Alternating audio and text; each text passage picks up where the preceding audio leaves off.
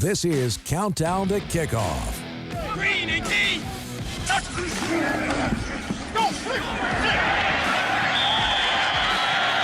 The Smoky Valley Vikings pregame show starts now. Coming up, keys to victory, a chat with the coach, and starting lineups. This is Smoky Valley Vikings football on 95.5 The Rock.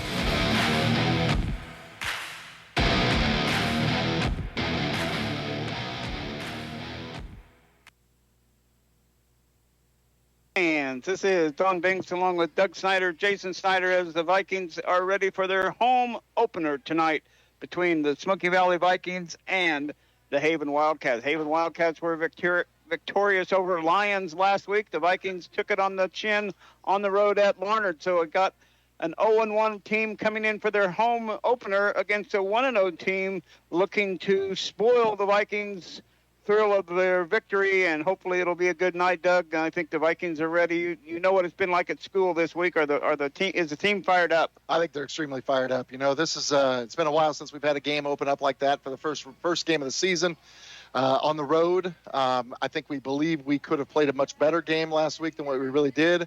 I think the guys are extremely motivated. You know, it's one of those things you got to use that as a real stepping stone into the rest of your season, and I think that's what the goal is right now, to bounce back here for this first home game. You've got a team with Haven that ended up winning big last week, if I remember correctly, over Lions.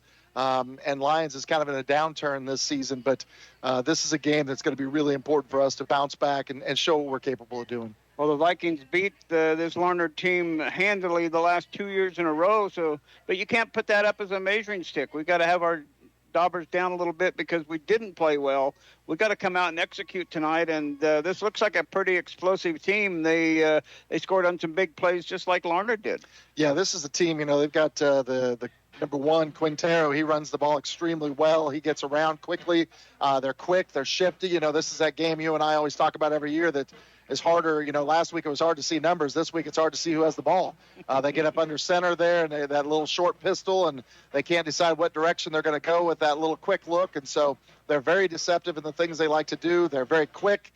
They do pose some problems and threats for us, but I think we pose the same problems and threats for them with the offense that we have out there in the field as well. Well, in talking to Coach Lambert, it didn't sound like he didn't think the kids were very pleased with the way they played either. So from his perspective as a head coach, he knows they can play better.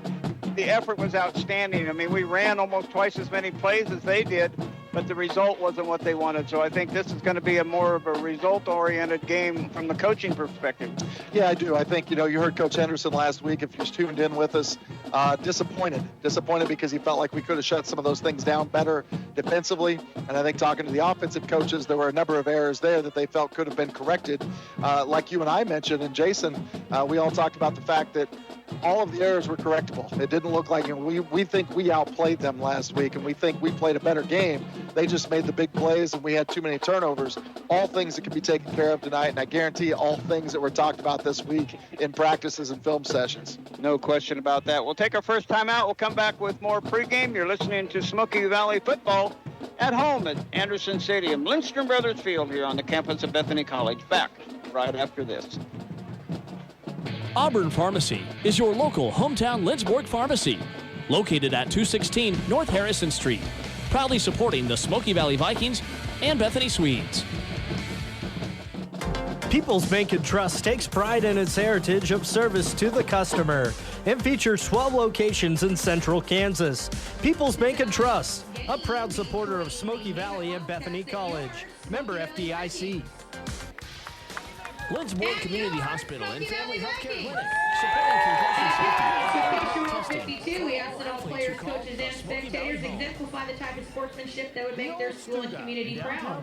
Let us all work together in making all high school activities a positive experience. By being courteous and respectful to all players and officials, we can help ensure high school activities are indeed the other half of education. Join the celebration at the Lindsborg. At this time, we would ask that you please rise and remove your hats and place your right hand over your heart for the presentation of the flag of the United States of America.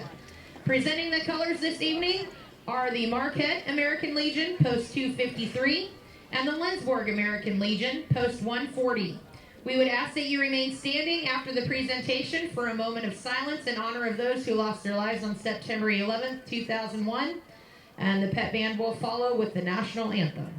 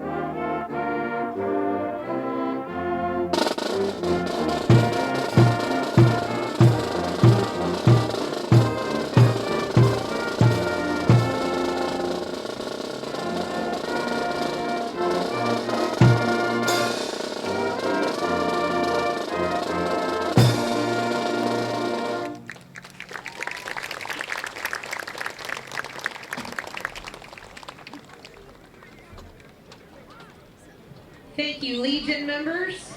We'd also like to just make a recognition for Haven on the loss of a former superintendent there, Rick White. Our hearts go out to you, and we're keeping you in our prayers. Our starters for this evening. For the Haven Wildcats on offense, we have Mario Quintero.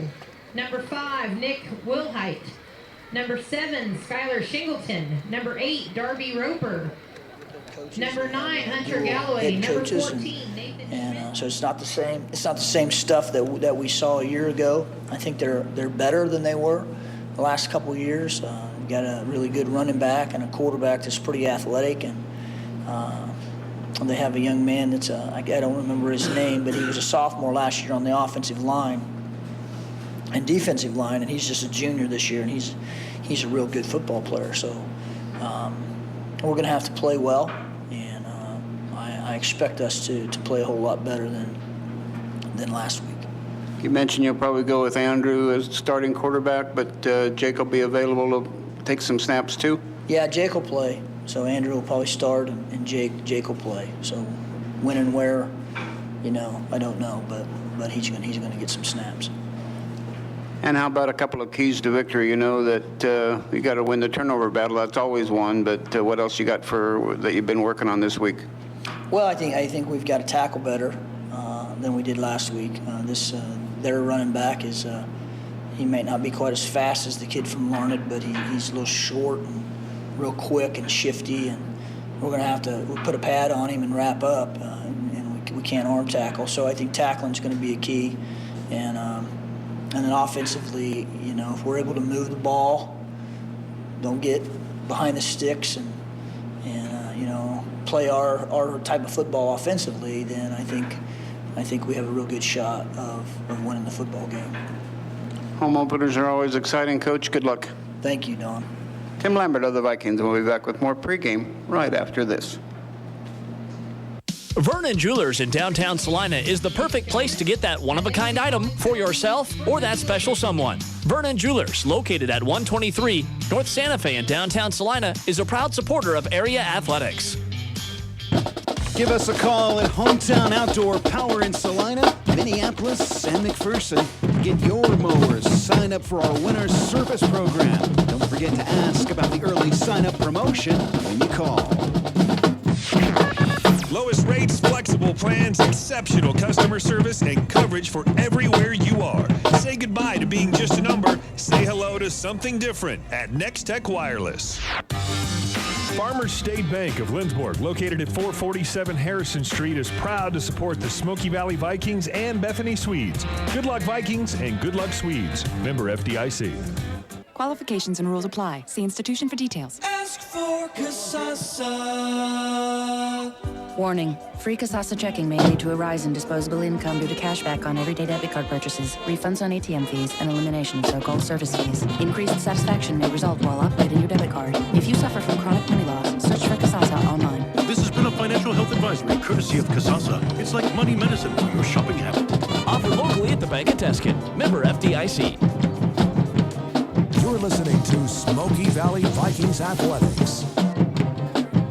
Brothers Field here on the campus of Bethany College. It's always good to be home for Viking football, and the Vikings and the Haven Wildcats coming into tonight's game. And got a lot of things going on. We got Drive for Your School going on out behind us. Got a tailgate party sponsored by People's Bank and Trust. We got so many activities going on. Where do you want to start? But it's a great night for football. It really is. Got a lot of things that are making it a great night. It's going to be a little bit cooler this evening than it's been.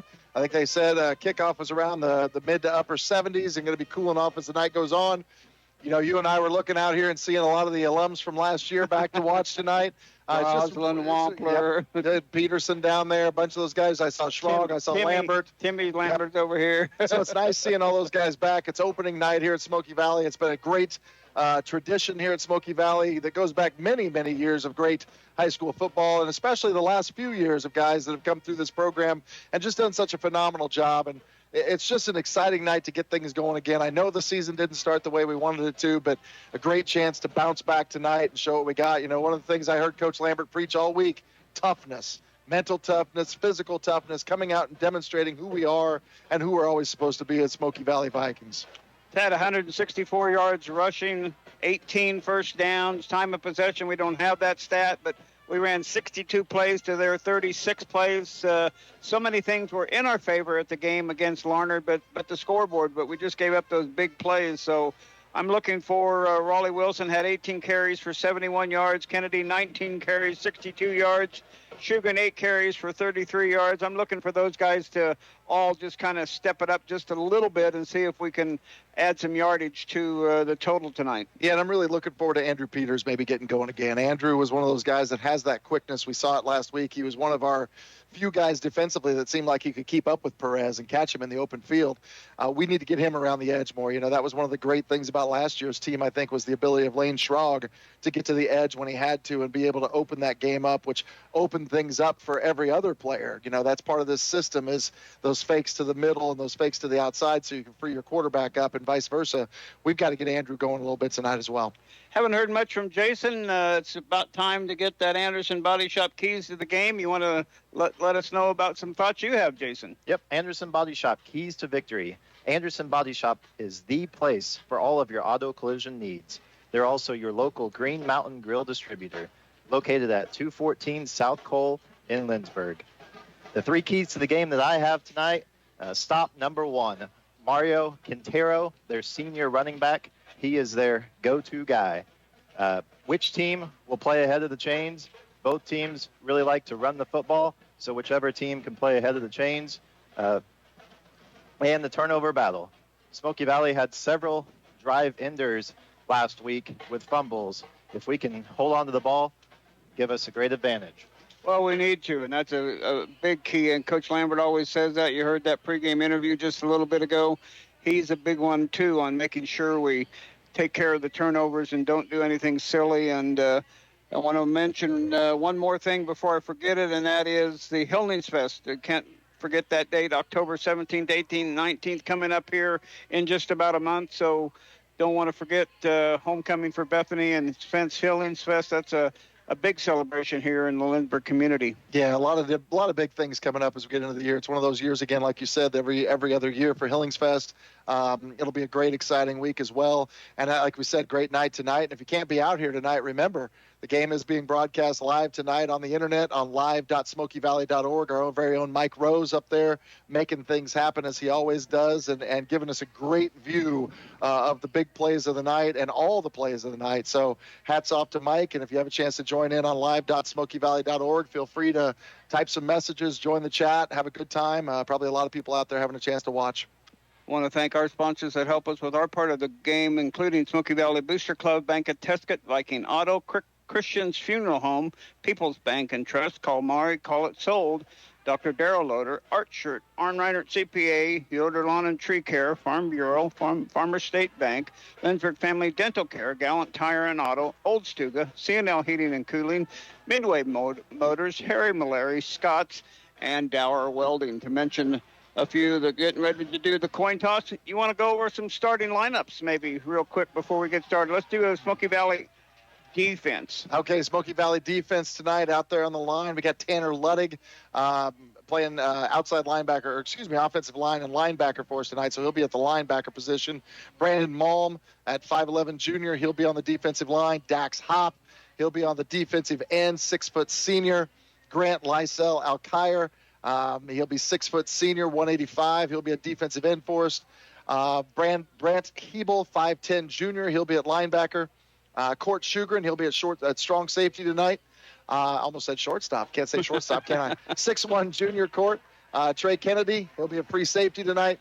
Raleigh Wilson, the other linebacker position at 6'1", 185. Haven Lysel Stewart, 6'3", 170. He'll be an outside linebacker. Andrew Peters, he'll be at corner tonight at 5'11", 170. And Brewster Bankston out there as well, 6'2 senior at 155. He will also be at cornerback, okay? So great group of players there that played, I thought, well last week, aside from the speed element. Like I said, that caught us a few times, and I know Coach would prefer a little better tackling than what we had last week. I know Coach Henderson mentioned that. And that was a key emphasis this week as well. Coin toss, Jason? Smoky Valley won, deferred.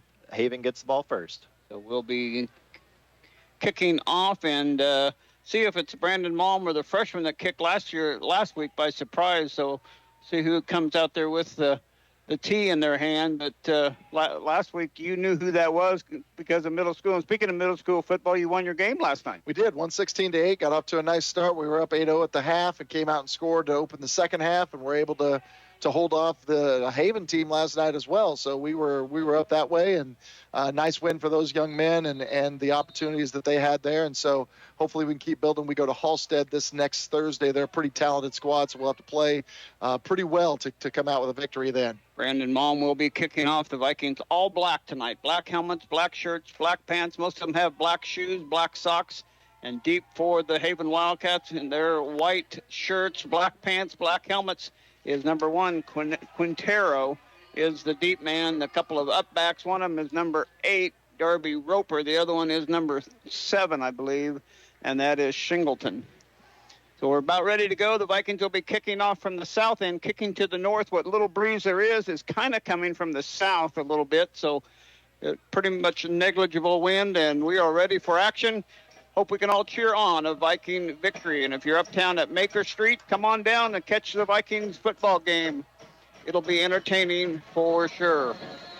Malm puts the ball on the hash mark on the near side on the 40-yard line. High end over in. Kick is going to go to Quintero. He's got him, fumbles the ball, picks it up by Darby Roper, and he brings it up the middle. Got breaking a couple of tackles up to near the 30-yard line. Boy, that just bounced off like a pinball ball. It did. It was kind of a knuckleball coming in there, and it sure did. It hit him right in the top of the pad there and bounced right forward. Unfortunately for Smoky Valley, it bounced right to Roper, and he was able to get the ball off the field about to the 30.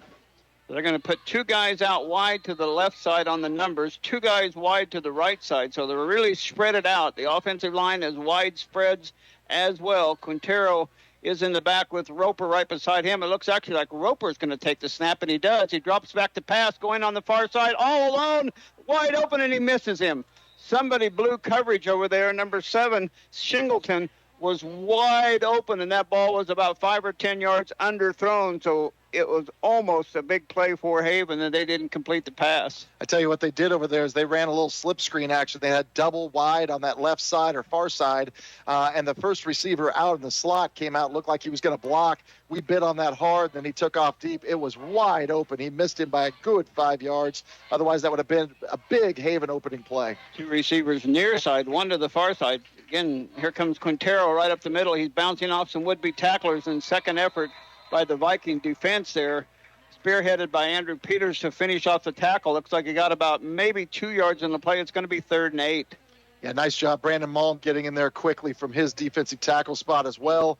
Had a number of guys in there. Hard to see everybody. I know number 58 was in there as well. That's Dax Hopp. Both of those guys making plays in there. Like I said, finish off by Peters. Quintero and Roper back again. Tag to Roper. Here comes Quintero out there. Shugren had him in the slot, and they are going to stop him for a gain of another 1.5 yards. So it's going to be 4th down. Brewster Banks, one of the ones finishing him off. But Brandon Malm, and I think it was Court Shugren on the tackle. Yeah, I think Brewster Bankston sneaking up in there too. Shugren had a pretty good start at him there, and then Brewster and Malm get in there to finish him off. Well, what a great effort. 3 and out was what the doctor ordered, and that's exactly what the Vikings got. Back to punt is Shingleton. Peters back at his 37-yard line to receive the punt. Good snap. Wobbly kick and short, but it gets a good Haven bounce, but it's going to stay at the 40-yard line. So the Vikings will take over at the 40-yard line after holding Haven to a 3 and out. And, boy, the coaching staff has to be saying, well, great job, guys, great job. Yeah, survived a big play opening there. That was, like we said, he slipped out of there and was wide open. That could have easily been a 6 to open that game, and we escaped that. We did a nice job finding Quintero every single play there, and they went to him the next 2. Now it's time to get the offense out here. We dominated the first possession last week, just couldn't get it in the end zone. So you'll know they want to be able to push it right at him here today. Double tight wishbone formation for the Vikings. Under center is Andrew Peters. Here comes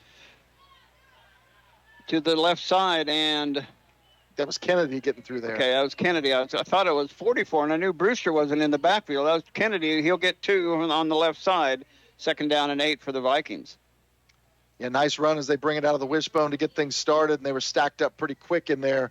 Number 7, Skylar Shingleton ends up getting in there to be the first one to make contact and then stiffen up and give up only about 2 yards to the Vikings on the first play. Haven has 4 down linemen on defense and 4 linebackers, so they kind of have that 4-4 look.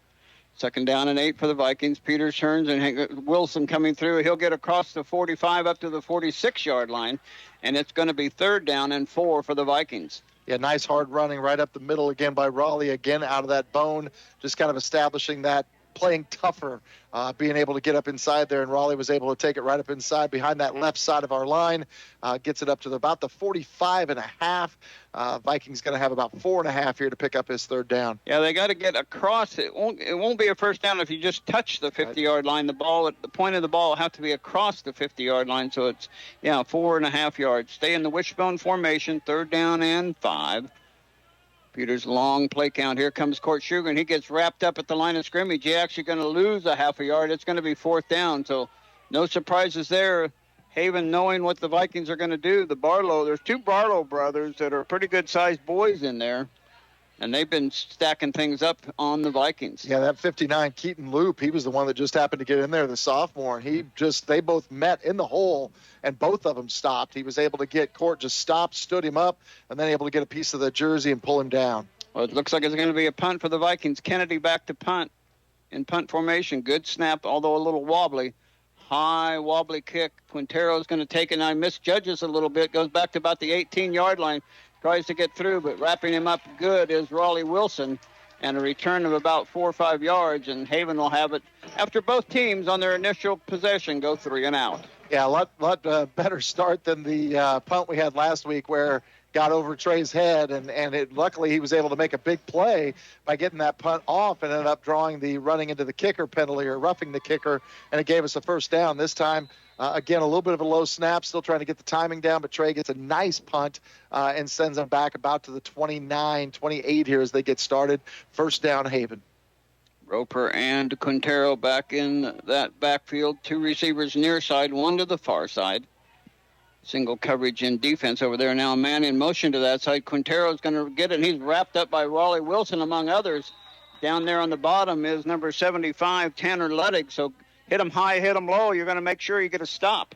Yeah, we were really impressed with what Tanner was able to do last week on the line. I thought he did an excellent job standing his man up. He took on a blocker, actually took on 2 blockers on that play and was able to stand him up and allow Raleigh to come in and finish that play off. So, again, when you can take up more blockers and make it more difficult for them to get rid of you, that opens up that linebacking core to make plays.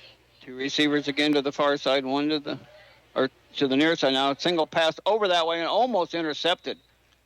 Ball thrown to the intended receiver, Shingleton, and coming over there was Brant Hebel. He almost had a chance to get that ball, but it falls incomplete. 3rd down and 11, and the result of that first play was a loss of a yard. Yeah, Shingleton became a defender on that play because if he wouldn't have gotten a hand on the ball, it was headed right for Hebel's mitts, and there would have been nothing stopping him because Shingleton had to dive for it. He would have taken that back to the house, mid-6 for the Vikings. 3 receivers to the near side this time, 1 to the far side. Roper gets the snap, hands it off to, he's going to keep it himself. He's got some running room. He's across the 40, up to the 45, and he's got first down yardage. A little misdirection. Everybody took the fake and was worried about Quintero. Roper kept it himself and got the first down of the game. Sometimes when you have a player that you're keying on all night, you really go for him, and we did. He faked it to the left side, and then Roper was able to keep it going back to the right side for a 19-yard gain, slipping through there, making some nice juke moves, and finally taken down by Wilson. They're trying to speed up and get set right away. 2 receivers each way. There's a pass over to Roper, and he had to get out of the way. The sun was right there, and he just kind of ducked out of the way.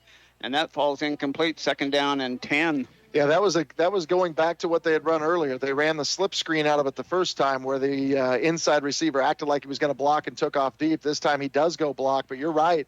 There's that spot there on the field until you get out of the sun where you just can't see anything looking back over to the west, and that was the situation for Shingleton there.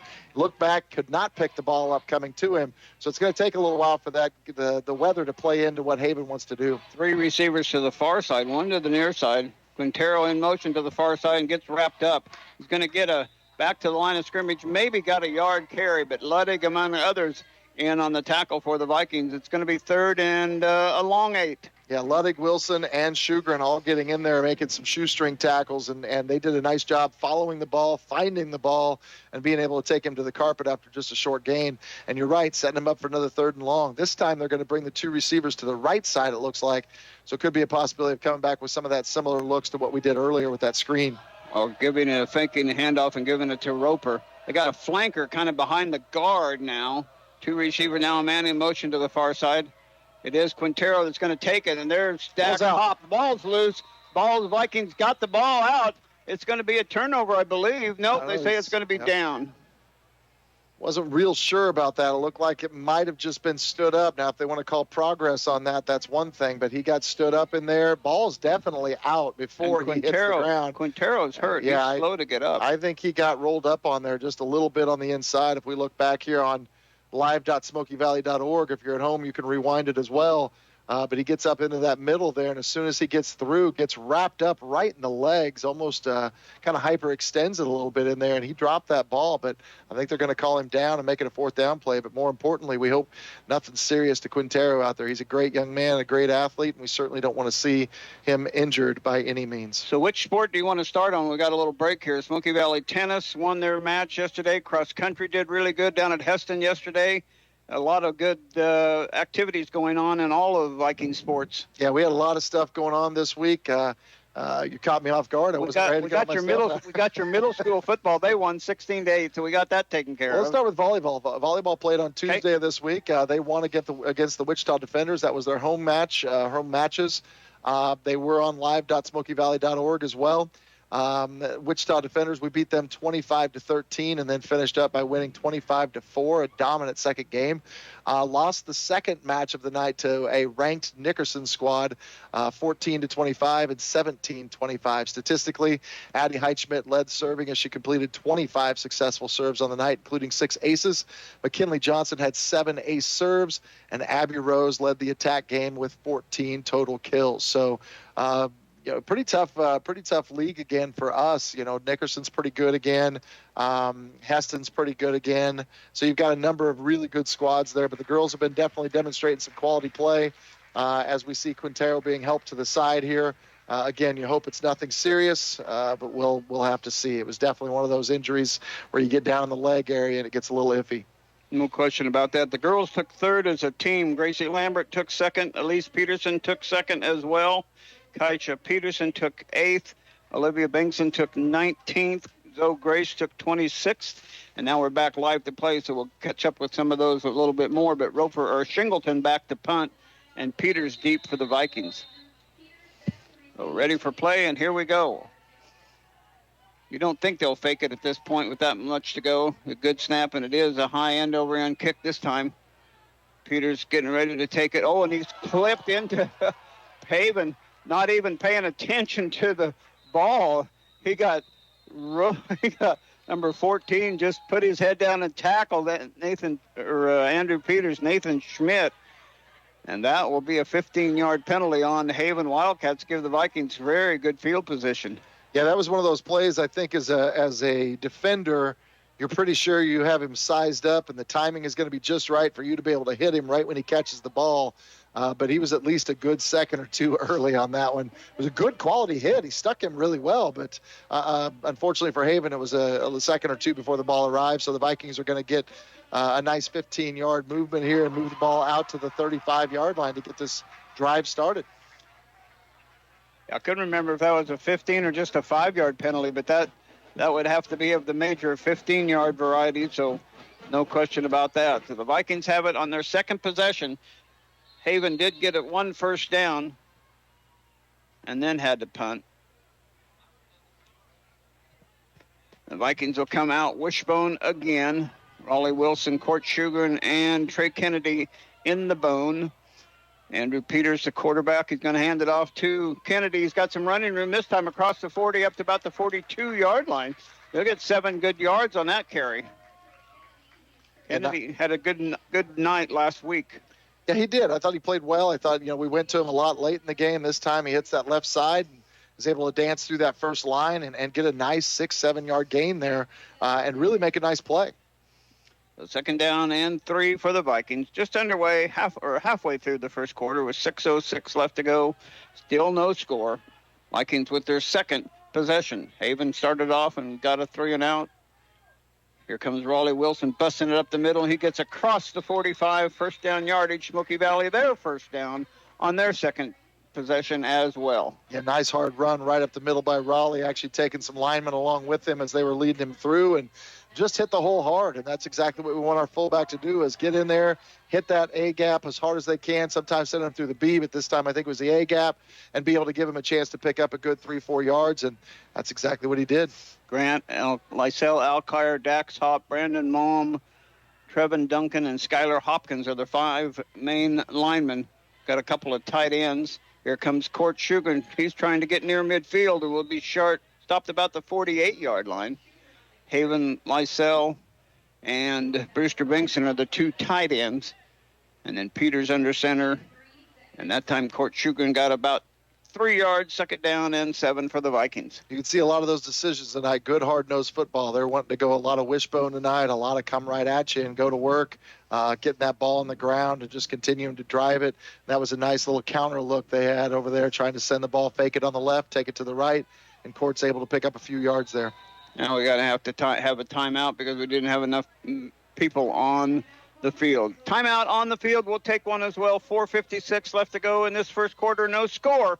Back after this 30-second timeout. Do you feel the need for seed? Grow stronger and prosper longer with us.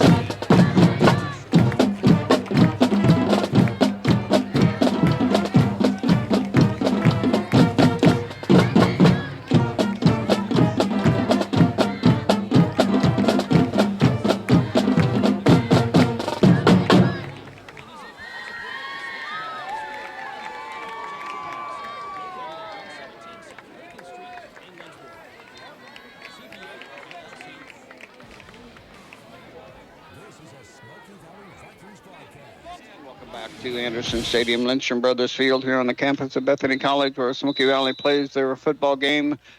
I did mention to John Bella, and he wasn't sure whether he'd be at the game tonight, but if he doesn't come up here, we're going to be joined by Holly Lindquist, or Holly Toll, and talk about her cross-country team. So one of those two coaches will be on for a little bit of our halftime. We'd like to have those guys come up and talk about what's going on in their sports. This time we're going to I formation, wide receiver each way, Brant Hebel this side, Brewster Banks and far side. Raleigh Wilson at the middle gets across the 50, but that's about it. He's just going to be stopped right at midfield, so it's going to be third down and a long 5 for the Vikings. Yeah, again, just trying to wear down that interior line of the Wildcats, just continuing to pound it right there, getting Wilson back up in the middle. Not a lot of yardage there, but you're just continuing to build that and build that and build that as the game goes on, so that you can break one to the outside or just get them worn down in the middle and be able to break one right up the middle. A couple of big boys right there in the middle of that line for the Haven Wildcats. I haven't seen that Quintero come back yet. Back to the wishbone formation. Peters under center. Here comes Wilson. No, it's going to be Kennedy trying to get outside. Still churning, trying to get to the first down yardage, but he's going to be short by about 2 yards. We are down to the 47-yard line. We've got to get to the 45 or just across the 45. Well, that's a pretty generous spot. Almost got down to the 46-yard line, so it's going to be just a short 2 yards for the Vikings, and I believe they'll go for it on fourth down. A great hard running by Trey Kennedy that time, and one of the things that got him to that 46-yard line was reached that arm out right as he was falling down and was able to get it stuck out there just far enough to pick up that extra half yard. Well done. I do see Quintero over there working with their trainer on the sideline. He's been jogging just a little bit trying to get moving, but he is still pretty gimpy. Back or stay with the wishbone formation. Peters is going to try to get Sugar, and he's got first down yardage and more. Great counter action there as they faked it up the middle, and then Sugar came from the left side to the right side and got first down yardage. Great running by number 25, Court Sugar. Yeah, Haven shot the gap beautifully that time. Number 55 gets through for them, and he's able to actually get to Andrew Peters right after he completes the counter play there and gives it to Court going the other way, and then Court just continues to drive those legs. Didn't need much, needed about 1.5 to 2, and he picks up 3. So first down Vikings, their second or third first down in this drive. Kennedy or Wilson coming powering his way up. He's down across the 40 down to about the 38-yard line. He picks up about 5 yards on that carry. Second down and 5 for the Vikings. They just kind of are doing what you've told us, Doug. They're kind of wearing them down in the middle. It's just one of those things that we're so good at. You know, Coach Lambert's system is predicated on being able to have those quick fullbacks that can hit the hole hard. And I think Raleigh's right in that mold right now. I think he's hitting the gap hard. And he's a good, strong kid. I mean, he's able to get through there and make people hurt when he hits them. Double tight wishbone again by Peters, taking a long look. Oh, almost in the backfield is not number 55. You've mentioned his number before. We get about a yard gain, but he almost got the handoff between Shugren and Peters. Yeah, he was back there quick again. They're definitely finding a gap there that they feel comfortable getting through. Unfortunately for us, we've been able to make that handoff both times, but you got to think at least on one of these occasions, if we don't take care of that and shore that up a little bit, he's going to make a hit on either the quarterback with the ball or the running back right after they take it. Cause the fumble, if nothing else. We're going to stay with the bone. Peters looking over his defense. Long play count, ready to go, and here comes Kennedy trying to middle. He's going to get down to near the 35-yard line, but it's going to leave the Vikings with another fourth down and another 2.5, maybe 3 yards to go for first down. I know Coach Lambert would like to be picking up about 2 yards more per play, but this is Smoky Valley style. This is 3 yards in a cloud of dust, and they are just continuing to go, and asking so much of this offensive line and tight ends to be able to make plays and be able to get the blocks taken care of. But you're right. We've come out and gone bone every play of this possession, except this one. We're going to actually put a guy wide and put 2 wide. We're going to go to our Court's going to go along the line. Let's see what happens. He's going to go flanker, and we're going to go I formation. Peters is going to toss to Kennedy. He's got room. He's got the 30-yard line. Oh, and a flag comes down. More than likely holding on the Vikings from where that flag was thrown, but Kennedy makes a nice gain of nearly 10 yards, but we'll see what the flag is.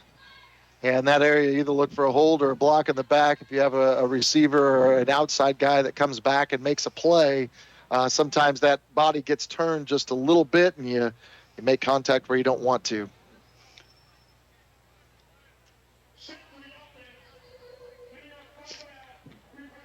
It'll be 10 yards, so it's going to be 4th down and 11 now from where the spot of the foul occurred. So looks like the Vikings will probably punt it away and see if they can pin them deep in their territory. Yeah, I think it was our split end that came back that time. The guy got around him, and he continued to maintain contact there on the outside and continue to push him out of the way. So it is going to force the Vikings to punt. Under a minute left, Kennedy gets a good snap, a high kind of floating kick, picked up by Roper. He does a bad thing and takes it in the end zone. He's going to try to get out of the end zone and does. The Vikings somehow let him escape jail back there.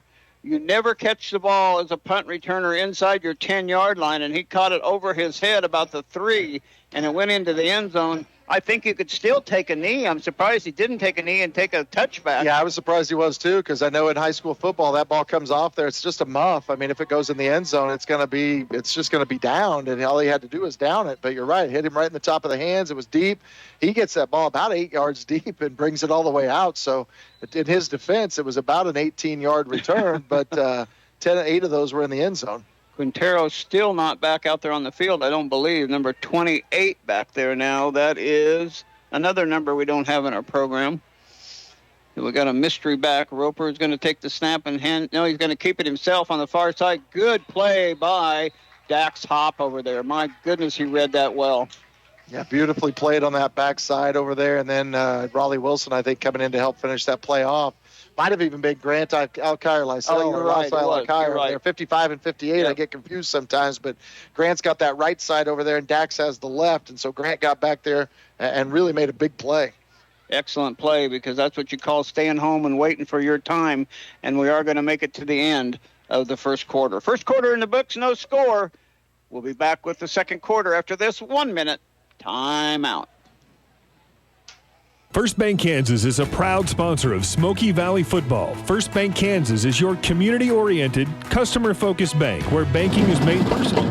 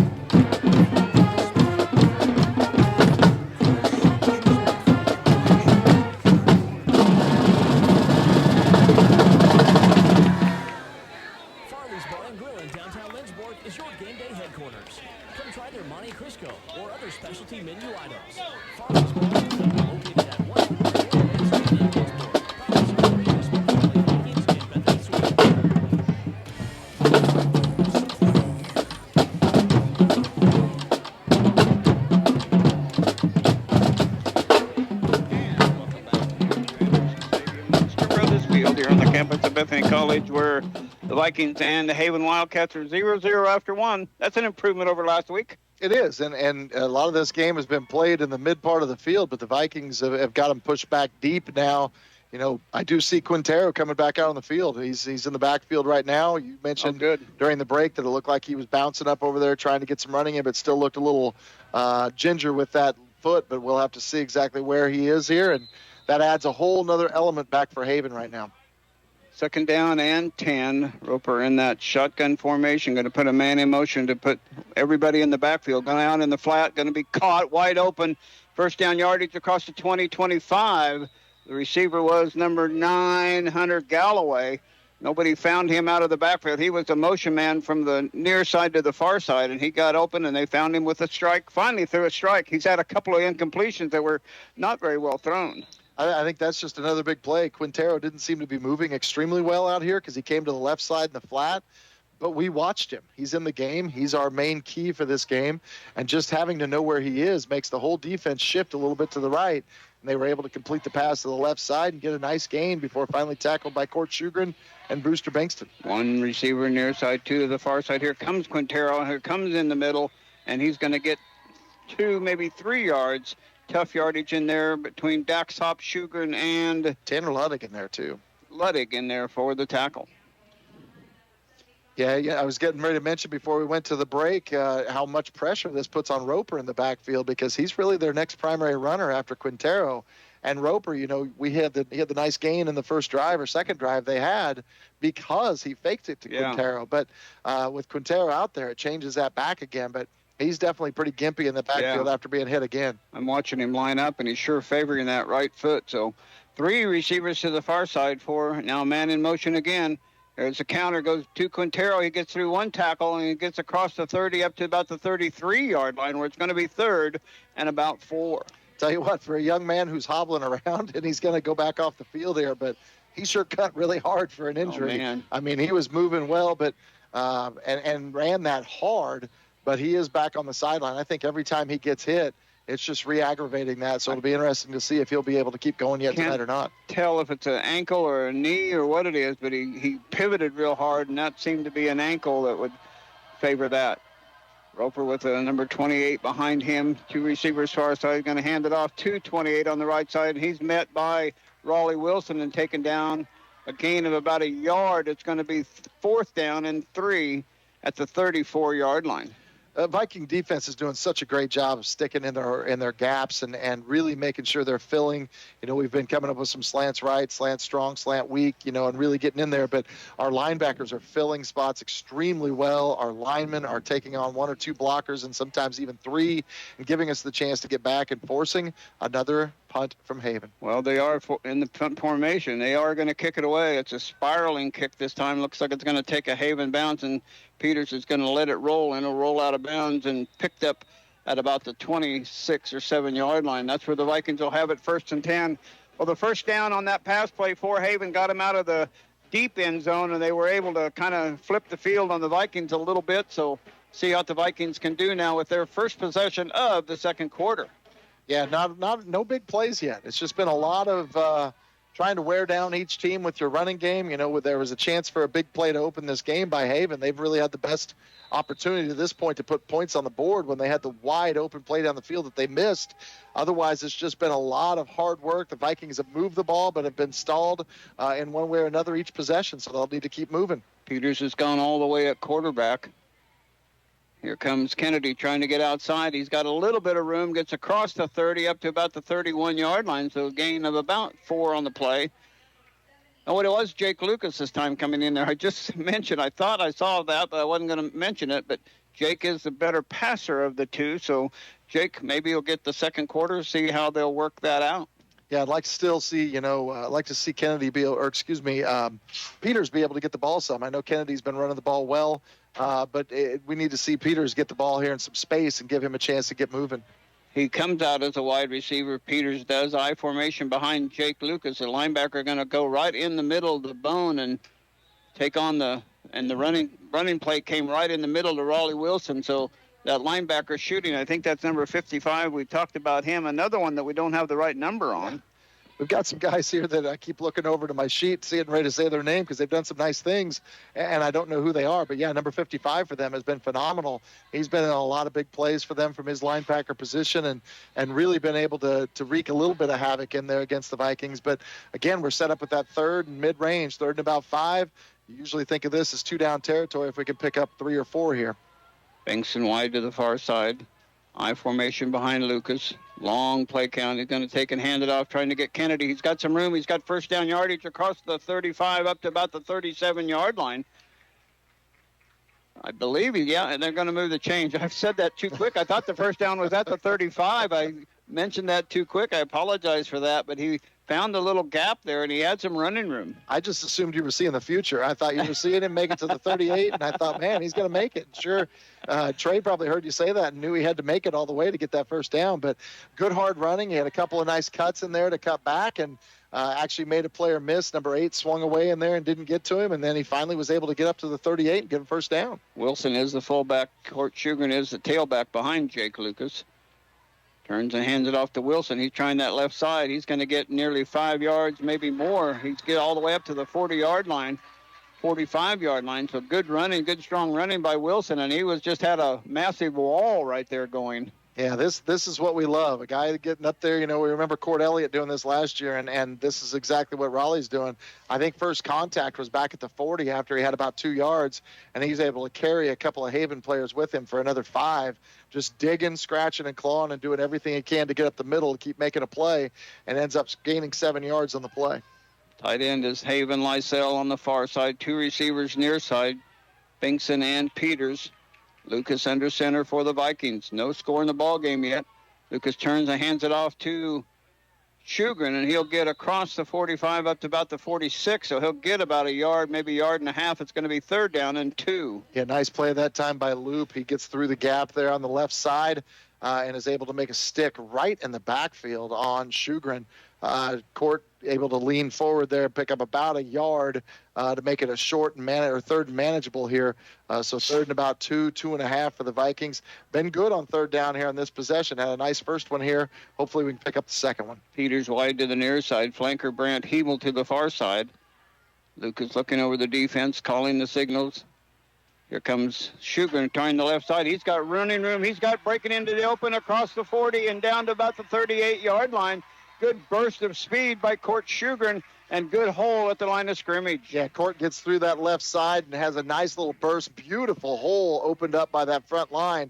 And then also was able to take advantage of the seam that he was in, actually used the official in that middle area for a shield because one of the Haven players looked like they had him dead to rights, and instead he used him as a block and was able to get around and pick up another 3 or 4 yards after that. Haven has called a timeout to slow the momentum of the Vikings. 6:04 remaining second quarter. The Vikings and Haven tied up 0-0. We'll be back after this 30-second timeout. Tonight's broadcast is brought to you in part by, with locations in Lincoln, Salina, Tesket, and Lynchburg. The Bank of Tesket, member FDIC. We're the Bank of Tesket. The Quarterback Club of Lynchburg is proud to support athletics in the Smoky Valley. Join us each Tuesday at 7 a.m. in the Bethany College Cafeteria to hear from all the Vikings and Swedes sports coaches. This is a Rocking M broadcast of the Smoky Valley Welcome Vikings. back to Viking football. Don Binks along with my grandson, Brady Edward, 2-year-old Brady. Dad, Mark Binkson, beside me. How do you like this football, Brady? Think it's pretty fun stuff?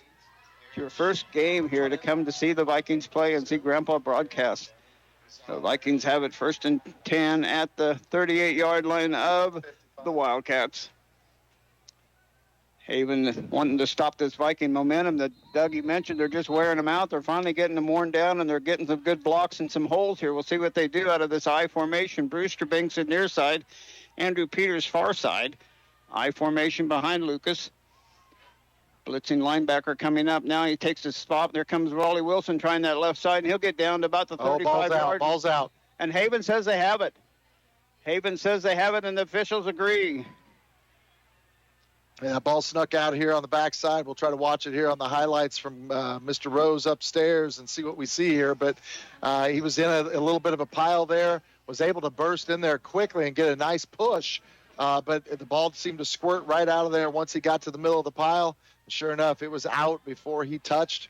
It's going to be Haven football at the 40, at the 36. And again, doing exactly what we did last week, which was wear down a team, but the big plays and the turnovers keep trying to bite us right now. Well, it was a good timeout by Haven because we seemed like we were in a really good routine there, and they stopped the routine, and right on the next play, they fumbled the ball away.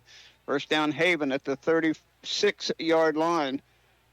Back is Roper looking near side, going one-on-one. Brant Hebel, and caught by Shingleton as he was falling down on top of Hebel, and he looks like he's hurt. He's kind of trying to get up a little bit, but you can tell he's in pain there. But Brant Hebel and him were certainly tangled up. But it's a big play for the Haven Wildcats on the pass. So Haven with another big 1st down, a play of 28 yards. 28 yards. Pass play. Brant Hebel was there with the ball.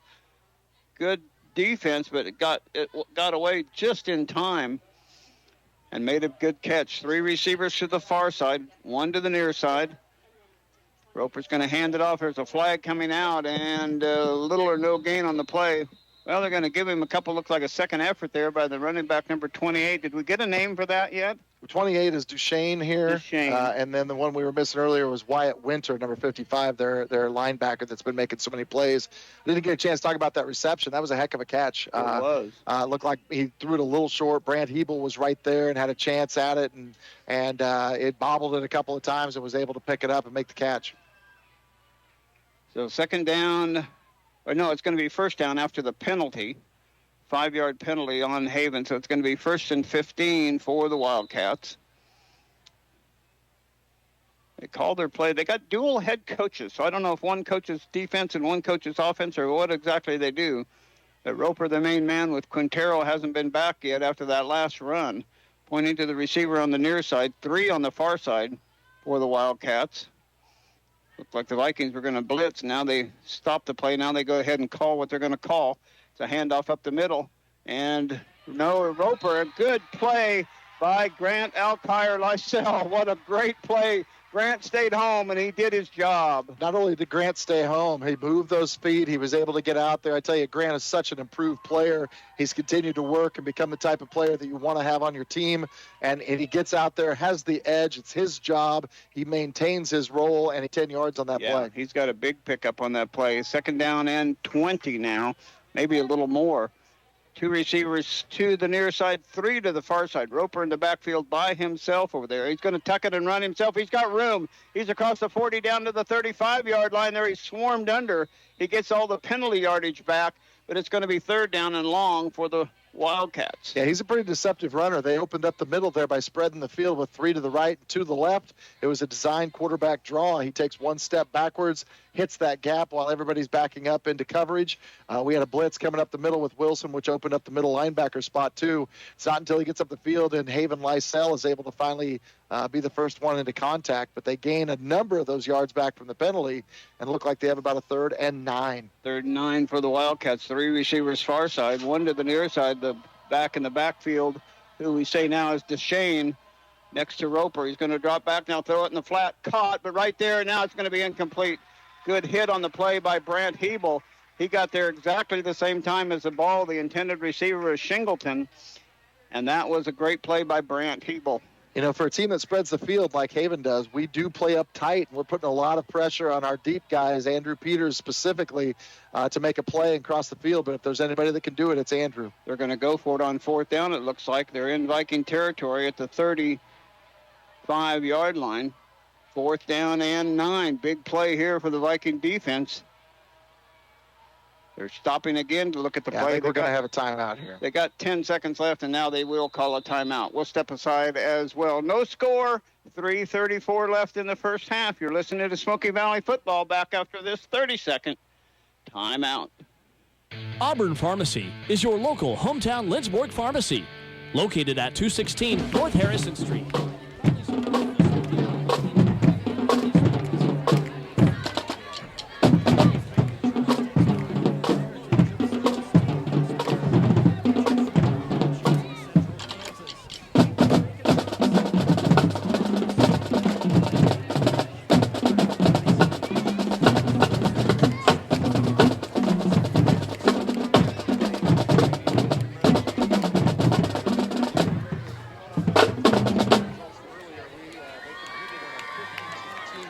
This year at Heston just the other night. Girls finishers, they finished 3rd as a team. Gracie Lambert was 2nd, Elise Peterson 2nd, Kaisa Peterson 8th, Olivia Bankston 19th, Zoe Grace 26th, Lydia Peterson 20th, Brianna Pretty 21st, Nevada Atchison 28th, and Ashlyn Bryant 43rd. In the boys' side, they finished 4th, Ryan Helene 1st, Garrett Huffman 7th, Lucas Apel 8th, Stephen Peterson 14th, Trayton Miller 17th, Justice Gardner 23rd, Aiden Replogle 20th, Trevor Jones 18th, Devin Van Fossen 34th, Logan Bogenhammer 39th, Case Lindstrom 40th, Caden Kibler 41st, and Jamison Sattler Going for it on fourth down. Roper back and look right down the middle for the pass, and it's going to be knocked away by Andrew Peters, getting there just the same time as the ball. The intended receiver to Shane, and great defense by Andrew Peters. Phenomenal. Again, spreading the field, trying to make sure they hit one down the seam. Roper just got it and let it fly. Andrew Peters timing that beautifully. They both met at the top of their jump, and he was able to dislodge the ball from the receiver, and it's back to the Vikings. A great play on fourth down. 4th down and 9. That's a challenging. But what do you got to lose? You might get a pass interference penalty. You turn the ball over, and then you still got the Vikings 20 yards from midfield. Yeah, and if Andrew bites harder in one direction, that play's open down the middle. But he played it beautifully. I formation behind Lucas. He's gone all the way at quarterback in this quarter. He's back to pass in the flat, caught by Peters across the 40 and thrown out of bounds at the 41-yard line. A gain of about 6 for the Vikings on their first pass play. 1 for 1 is Jake Lucas. Yeah, nice job. The quarter's starting to come to an end. 3 minutes. We haven't gotten any points yet. We start to open the game up just a little bit here. I certainly don't think we'll open up a whole lot here. We'll mix and match some things, but we want to try to get down the field any way we can here and try to get some points before the half. Hebel and Binkson to the near side. Tight end Lysell to the far side. I formation behind Lucas. Long play count. Here comes a running play to Shugan, and he's going to be stopped at the line of scrimmage. No gain on the play. 3rd down, and maybe lost a half a yard. 3rd down and 5. Yeah, nice penetration that time by the line of Haven. They were able to get up there, and it looked like to me they had a slant right going on, and we ran that ball to that exact same side, and they were able to pin us in there and get us stood up. Shugan kept running hard and digging, but like you said, might have lost a half yard, if not got back to the line of scrimmage, so it'll be 3rd and about 4 for the Vikings. 2:22 and counting left. Peters wide to the far side. I formation behind Lucas. Flanker is Brant Hebel on this side. Lucas going to hand it off to Shugan, or Kennedy trying to get to the near side, and he's going to be stopped short of the 45, about the 44-yard line, so it'll be 4th down and 1. And will the Vikings go for it here with 2 minutes left? Yeah, it's a tough spot on the field. Your own 44-yard line, but 1 yard tends to be that thing we're pretty sure we can make. But you don't like to give the ball back to a Haven squad here and have them have the chance to still stick one in the end zone here with under 2 minutes. But we're going back to the wishbone. It's been our bread and butter tonight, and we're going to just call on our guys to make a play. Lucas under center in front of the bone.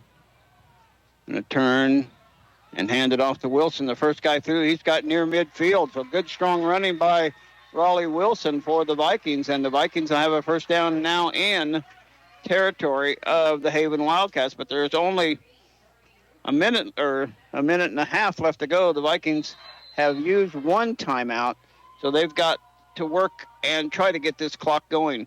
Brewster Binkson out to the near side. Far side is Andrew Peters. Lucas under center. Going to look on the far side. He's got Haven Lysell. Oh, and he can't hang on to it. He was hit just as he caught the ball by Roper, and he couldn't quite pull it in for the reception. He was going to get about a 10-yard carry on that play, and he was going to do a good job, but he just couldn't pull it in. But that was good defense by Roper. It's a textbook hit by Roper. He got him right up underneath the chin, right there where the ball was coming in on a high pass. I tell you, the one thing I hope the Viking staff saw there is Andrew Peters was coming wide open on the outside of that. All we have to do is maybe hit a quick fake, but he bit the corner over there, bit hard. And I think Andrew down the sideline, with his speed, might have been able to pick that one up. Yeah, we got to get a good job of blocking up front to let that play develop just a little bit. Lucas under center. Going to drop back to pass, looking in the middle, and Brewster Binkson was the intended receiver, but he couldn't finish his route. He just had too many people in the way, and it falls incomplete. 3rd down now and 10, ball at the 49-yard line. Yeah, I think actually for a minute there, Andrew and Brewster kind of got tangled up, both of them trying to go opposite routes. A lot of times you'll see when we go twins on one side, the inside receiver will go out, the outside receiver goes in, and that's what we had there. And I think, like I said, Brewster and Andrew just got tangled up just a little bit based on the timing. And a lot of bodies in there. We were just trying to pick up 5 or 6 yards and make it a little bit more manageable. Now we're stuck at 3rd and 10. Peters near side. Flanker is Brant Hebel to the far side. I formation behind Lucas. Turn and hand it off to Shugan. And the ball's loose. Ball's loose again. I think the Vikings recovered this time, though. But Lucas was getting harassed as he was trying to get rid of the ball. And the clock keeps running. Vikings now decide what they're going to do on 4th down. and Haven calls a timeout to save what little time they have left. So that'll probably take the Vikings into what they want to do. They'll probably go ahead and punt now. We'll keep this one right here. Again, thanking our sponsors, Smoky Valley Booster Club, Bank of Tesket, Viking Auto, Christian's Funeral Home, People's Bank and Trust. Call Mari, call it sold for real estate. Dr. Darrell Loader, Art Shirt, R9 CPA, Yoder Lawn and Tree Care, Farm Bureau, Farmers State Bank, Linford Family Dental Care, Gallant Tire and Auto, Old Stuga, C&L Heating and Cooling, Midway Motors, Harry Malary, Scott's, and Dower Welding. Well, put on your coaching hat, Mr. Coach of the JV or middle school. What would you do in this spot? I'm the get-back coach. I just tell people to get back on the sideline. But, it's one of those plays here. Great call by Haven to get the timeout. If the Vikings do decide to punt here, I don't know if you noticed the last time we punted, Haven had a guy all the way back to our punter. So I could see them easily trying to get back there and maybe go for broke here and see if they get a block. If you're the Vikings, on the other hand, you're kind of in that no man's land of, do you want to give Haven the ball here, but they haven't moved the ball very much. I'd like to see in some way, shape, or form us spread the field a little bit and see if we can get Bankston and Peters down the field somewhere, and that's what they're going to do. They're going to put either one of them on both sides here, and I think we just got to take a shot deep. Not going to hurt anything in my book. Lucas under center with one receiver each way, going to drop back and pass, going to throw it down the field to Peters. He's got, a lot of contact there between him. He couldn't get, ball was underthrown. He was trying to get back, and he ran into the defender, but I really don't think if I was an official, I would have thrown a flag either. But Peters is, like you said, an athlete. He wanted to go to him, but he just couldn't get to the ball. It falls incomplete. Haven takes it over with 49.8 seconds left to go until halftime. Yeah, and like you said, I think we hit it just a little bit short. I think if we're able to get it up and over that defender, Andrew had some separation because of the back pedals. I think he has a chance. There was a Roper coming over him from his safety position to help out. But, there's always a chance you can pick up that PI and move the ball up there and put us in a pretty good spot. So defense is going to have to step it now for another 50 seconds. Roper's going to try to extend this game or get some going right down the middle. He goes back with the ball, and it's overthrown, incomplete. Intended receiver was number 9, Galloway. They're just going to streak everybody downfield. The Vikings are going to have to play prevent defense. But Roper doesn't look like that passing is really his A game. He just seems to lay it out there and let them run under it. And like I said, that was another play. I thought both guys made it past their defender. That's one of the things you like to tell your guys is don't let anybody get behind you at this stage. But they did sneak there, and it looked like it was about maybe just a yard or two deep. Otherwise, he had two guys there that could have caught it. 3 receivers to the far side. He's rolling right. Ooh, there was a little hand on the back of the jersey of Dax Hopper, Grant Alkire. They didn't get a hold there, but they should have. That pass falls incomplete, but a little pressure coming from the Viking defensive end. Yeah, earlier when they made that pass on their last possession down here, I thought the same thing when he threw it down the middle and Andrew was able to knock it away. It looked like who was ever coming in from that left side, which I think was Dax, looked like he was held a little bit there as well. So, maybe if they do complete one, we're going to draw a holding penalty here and get the ball back. Watch for the draw on this play. Empty backfield, 3 receivers far side. And it is a tuck play by the quarterback, Roper, getting some running room against the Viking defense and getting down inside the 40, down to the 37-yard line for a first down. 32 seconds left to go here until halftime. Haven scrambling around trying to get set so the clock doesn't run. Now we got an interesting formation as one receiver sets up right behind the guard, so the quarterback, Roper, throws it to him for I don't know, in high school, can you intentionally ground it like they do in college and the pros? You can. I know years ago you couldn't do it out of that formation. You couldn't do it out of the gun. I think the problem they had on this play is I don't think they had enough guys on the line of scrimmage here because they had guys back behind. I think they didn't have their allotted amount. You're right. It was an interesting formation, to say the least. I wasn't quite sure what they had going on there, but yeah, either way, they lost 5 yards. And because of penalty. Yeah, exactly. 3 receivers to the far side, 1 to the...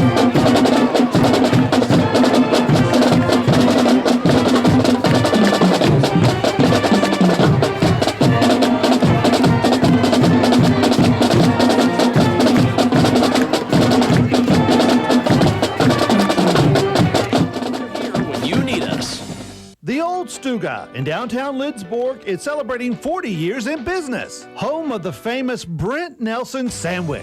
Visit them on... Towards the track, we have a special presentation right now. Tonight we would like to recognize Dr. Daryl Loader from Smoky Valley Chiropractic. For 25 seasons, Dr. Loader has volunteered his time and expertise to the Smoky Valley football team.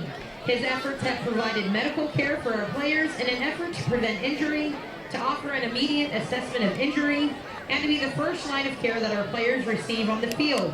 His commitment to the Smoky Valley program has demonstrated his passion for the health and well-being of the children and the overall community of the Smoky Valley.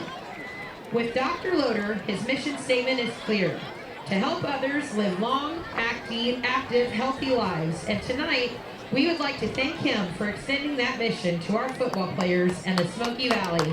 Thank you, Dr. Loader.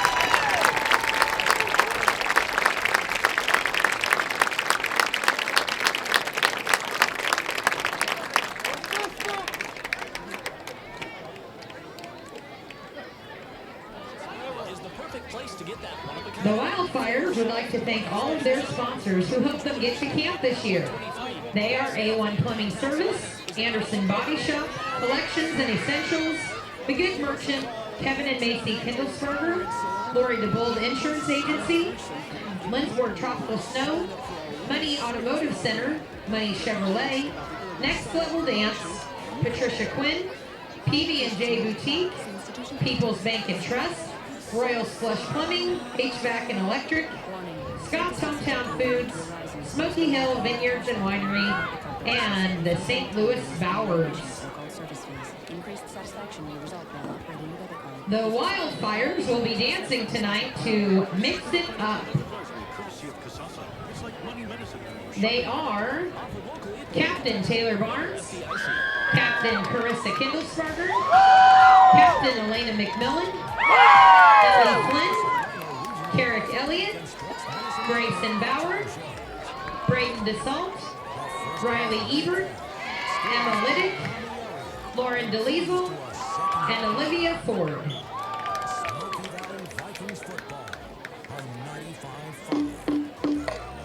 What you gonna do? What you gonna do? I'm gonna go shake, shake, shake. What you gonna do? I got a housework. Cause it's light work. What you gonna do? I'm gonna go shake. In the face of my feet hurt. I got a housework. Cause it's light work. What you gonna do? I'm gonna go shake. I'm gonna be reckless. I just want the deep nail. Deep nail.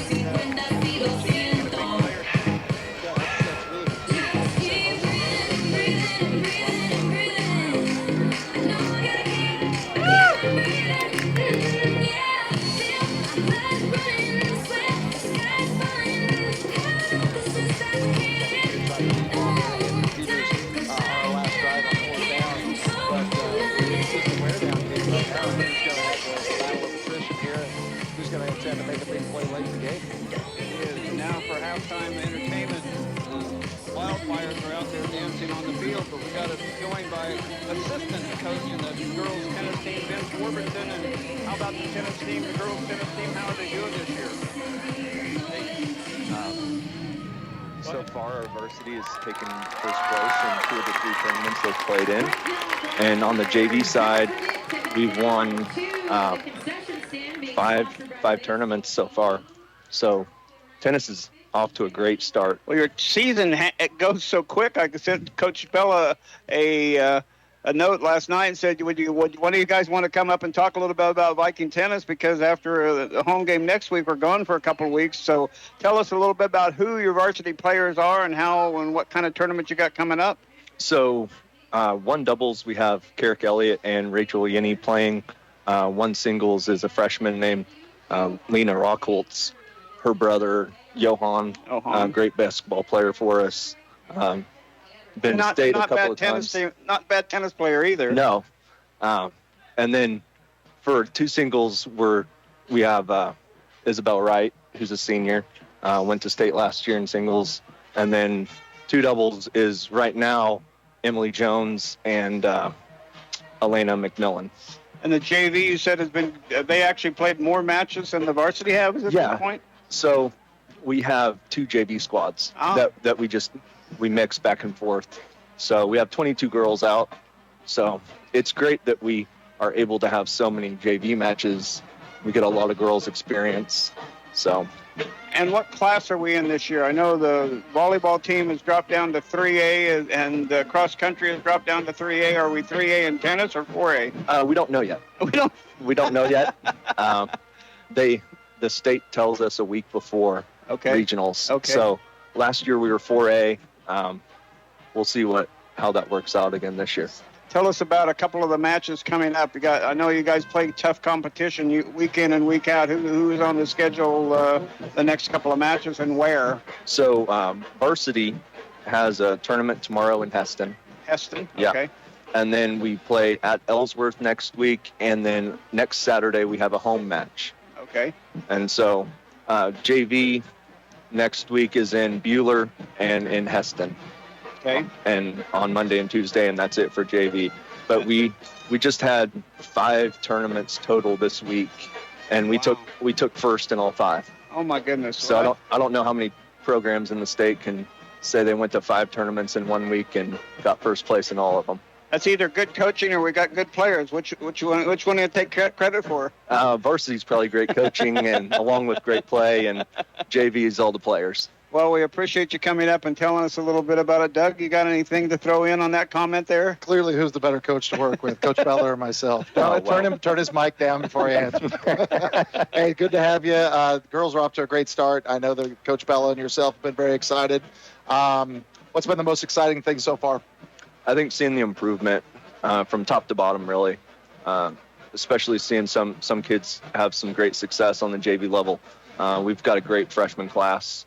So hopefully the success they've had in JV this year will show up next year and give them some opportunities at the varsity level. Sounds good. Vince, thanks for joining us, and good luck to Smoky Valley Tennis. Thank you. Very, very good.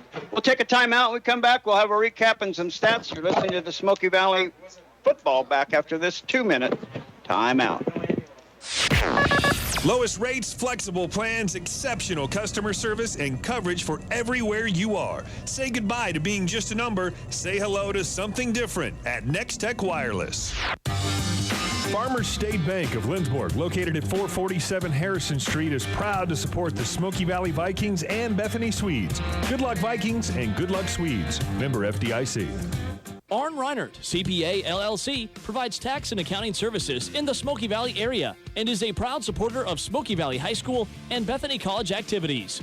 Located at 117 South Lincoln Street in Lindsborg. Arn Reinert, CPA LLC.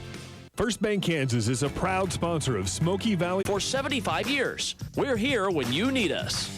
Qualifications and rules apply. See institution for details. Ask for Kasasa. Warning. Free Kasasa checking may lead to a rise in disposable income due to cashback on everyday debit card purchases, refunds on ATM fees, and elimination of so-called service fees. Increased satisfaction may result while operating your debit card. If you suffer from chronic money loss, search for Kasasa online. This has been a financial health advisory courtesy of Kasasa. It's like money medicine for your shopping habit. Offered locally at the Bank of Tuscan. Member FDIC. The Vikings play here. Well, we got a lot of commercials in. I guess that's a good thing for all the sponsors, and we got a lot of sponsors, so we want to appreciate all that, but we got cut off with a little bit. Quickly, you guys want to, Jason, you want to recap the stats a little bit? Just a couple quick stats here. Haven, 112 seconds time of possession to 8:59 for Haven. Passing, Haven 46 yards to Smoky Valley 6, and rushing, Haven 57 to Smoky Valley's 82. Passing for Smoky Valley, Jake Lucas 1 for 4 with 6 yards.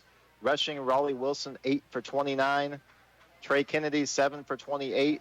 Court Shugren 7 for 25. Receiving, Andrew Peters 1 for 6. And tackling, Raleigh Wilson leading the way with 6 tackles, which kind of leads right into player of the half. Yeah, the halftime show is brought to you by Salina Regional Orthopedic and Sports Medicine Clinic, working with athletes of every level to help prevent injuries, enhance performance, or to heal through surgery and rehabilitation. At the school, on the field, or in their clinic, they are ready whenever and wherever you need them to help get you back in the game. The home field advantage starts at Salina Regional Orthopedic and Sports Medicine. Player of the game, who had the most tackles? Raleigh Wilson? Have to be. It's a defensive struggle here, nothing to nothing. And we don't have very many games like that. So Vikings, by deferring the kickoff of the first half, get to start the ball game with the second kickoff. So they'll be deep for the Vikings as Peters and Kennedy back about the 15-yard line. The kicker for Haven is number 14. Nathan Schmidt. We're ready for the start of the second half. Hope you enjoy and hope the Vikings can come up with a victory. Short kick. Taken, it's going to be bouncing. Kennedy, it gets by Kennedy, rolls all the way back to the 15-yard line. Peters ends up picking it up and gets it back to near the 20, but that could have been a disaster there as neither one of the Viking receivers wanted to take the ball. Yeah, our up guys there just kind of let it go, and I'm sure they're coached to do that, but it got quite a roll going. And the more often you let that ball roll on the carpet, the more chance it has to come up awkwardly, and it sure did. It got right by Trey Kennedy. Andrew Peters scoops it up, but then it pops out of his hands for a second, finally able to secure it. And the Vikings have the ball 1st and 10 down on the 21-yard line. So 1st and 10 Vikings, they'll send two receivers, Bingson and Hebel, out to the near side. Lucas is going to go at quarterback. I formation behind him, Wilson and Shugan, it looks like from here. Long play count. Here comes Wilson up the middle. He's got some running room, trying to get outside and going to get across the 25 up to about the 26-yard line. So he'll get about 4 on the carry. 2nd down and 6.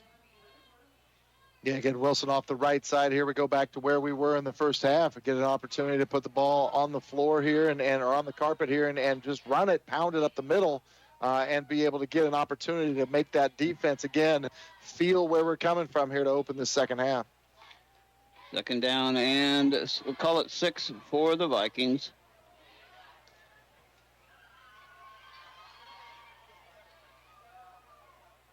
Lucas looking over the defense. Going to be a blast up the middle of Wilson. He's got some room. He's across the 35 up to the 36. 1st down yardage and more. Well, that was a quick hitter.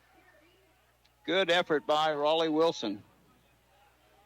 You know, you mentioned earlier, they have some pretty good-sized kids up there in front. They seem to work extremely hard, but the more you continue to get battered by Raleigh Wilson and then a sprinkling of Trey Kennedy and Shugren, you just continue to wear down. And I think, again, we had the time of possession advantage in the first half, and we come right out now with the ball to open the second half.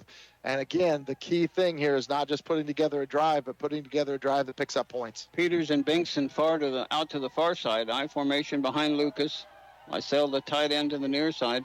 Here comes Kennedy trying to get in the masses in the middle, and he's going to get up to the 40-yard line. He'll pick up about 3. 2nd down and 7. We didn't get any scores for you. Halftime, Dodge City 28, Salina South 7. Halftime, El Saline 26, Remington 0. Halftime, Concordia 7, Abilene 0.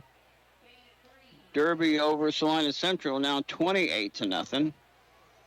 So big scores going on. Here we don't have any scores. 0-0. Binkson goes far side, wide out. Double tight end and flanker on the near side. 2nd down and 7 for the Vikings. Lucas going to try Kennedy. He's trying the outside. He gets wrapped up at the line of scrimmage, drops the ball, but gets it back. Big number 57 pulls it out and does a good job for the Haven Wildcats. Yeah, Trayton Yoder made it back there and was able to corral Kennedy, but again, along with that, he was able to kind of reach in there and pull at that ball as we tried to get around the edge. And a good, strong young man there pulled the ball out from Kennedy, but quick thinking by Trey. He was able to get right back on the ball and be able to secure it for the Vikings.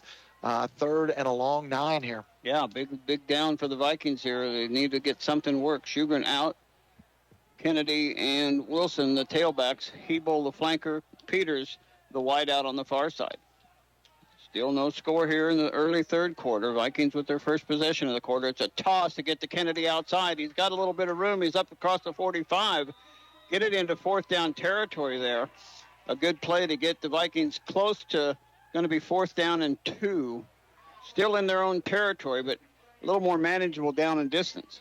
Yeah, the grinded out plays like the Vikings like to do, and then all of a sudden you get that quick toss on the edge, full speed. You're usually able to get the ball running downhill, and that's exactly what we did. We got the ball to Kennedy on the edge, got him downhill, able to get a nice gain and make this a very manageable 4th and 2. And they're going to go for it. Go back to the wishbone formation.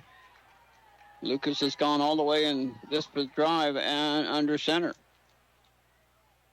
Snap, and here comes the second man through. He's got first down yardage up near midfield. That's Kennedy. Trey Kennedy just doing a nice job on the counter. Yeah, never really sure where the ball's going to go. Is it going to go to Wilson? Is it going to go to the outside to Shugren, who's stretching it out? Like you mentioned, counter. Bring it back with Kennedy, who just went to the edge and this time takes it up the gut and picks up a Viking first down right at midfield. So first down Vikings. This drive, remember, started back at the 22-yard line. So been a long drive already. Wishbone formation for the Vikings on this snap.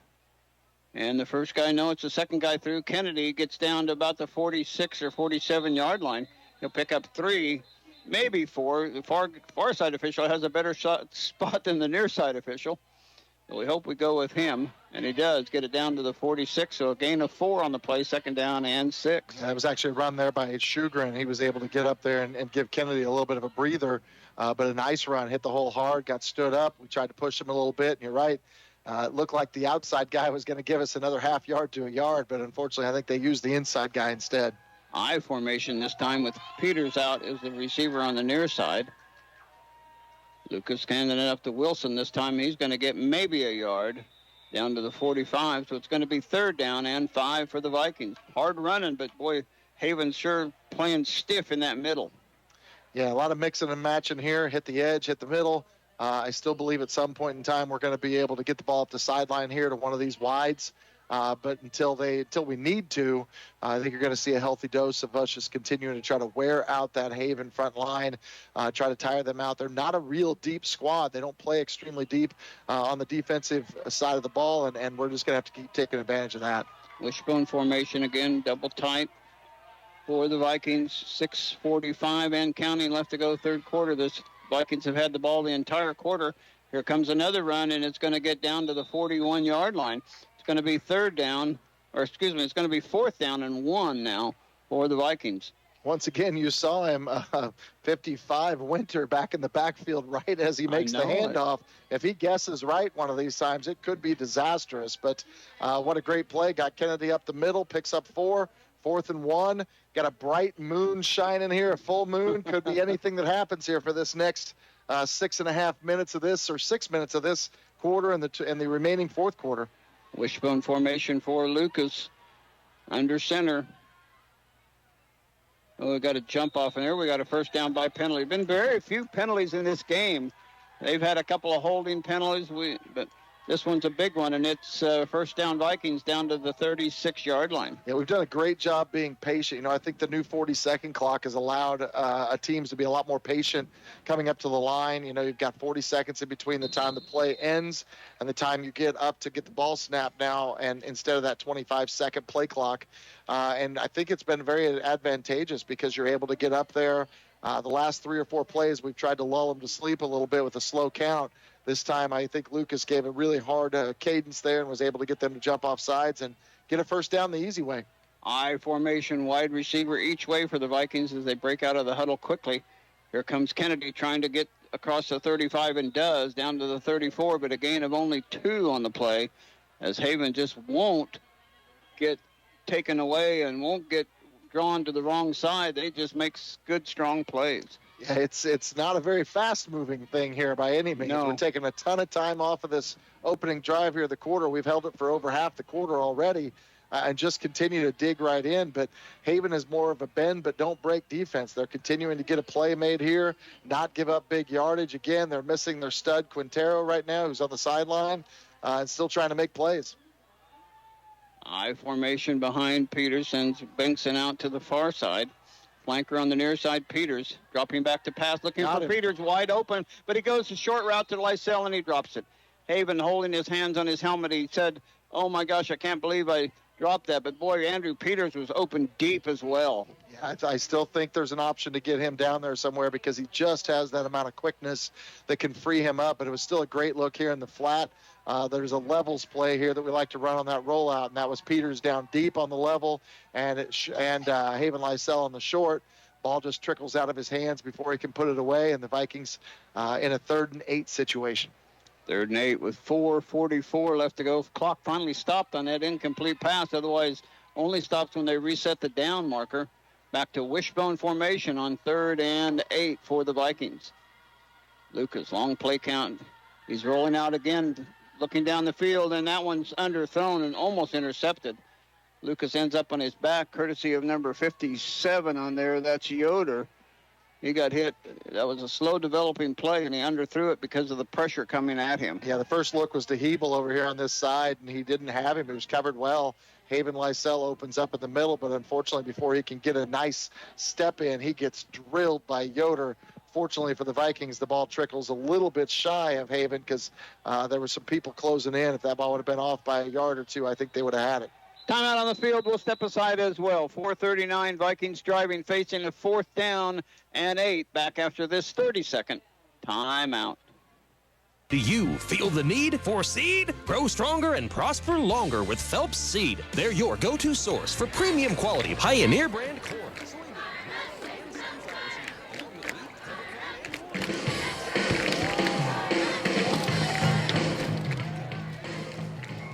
Community Hospital and Family Healthcare Clinic, supporting concussion safety and impact testing for all athletes who call the Smoky Valley home. This is a Rocking M broadcast of the Smoky Valley Vikings. And back at Smoky Valley football, Anderson Stadium, Lindstrom Brothers Field, here on the campus of Bethany College. Our foe from last week, Larned, is at Heston this week, and Heston has a 12-7 lead on them. Have you got any other scores from around the league, Doug? I do. Hillsboro's up 14-6 on Lions in the 3rd quarter. That's a little surprising to me. I would have thought Hillsboro might be up a little bit more there. You mentioned the 12-6 score, Heston over Larned. Hoisington over Nickerson, 34-13. Pratt and Halstead knotted at 14 all. Those are scores from around the CKL.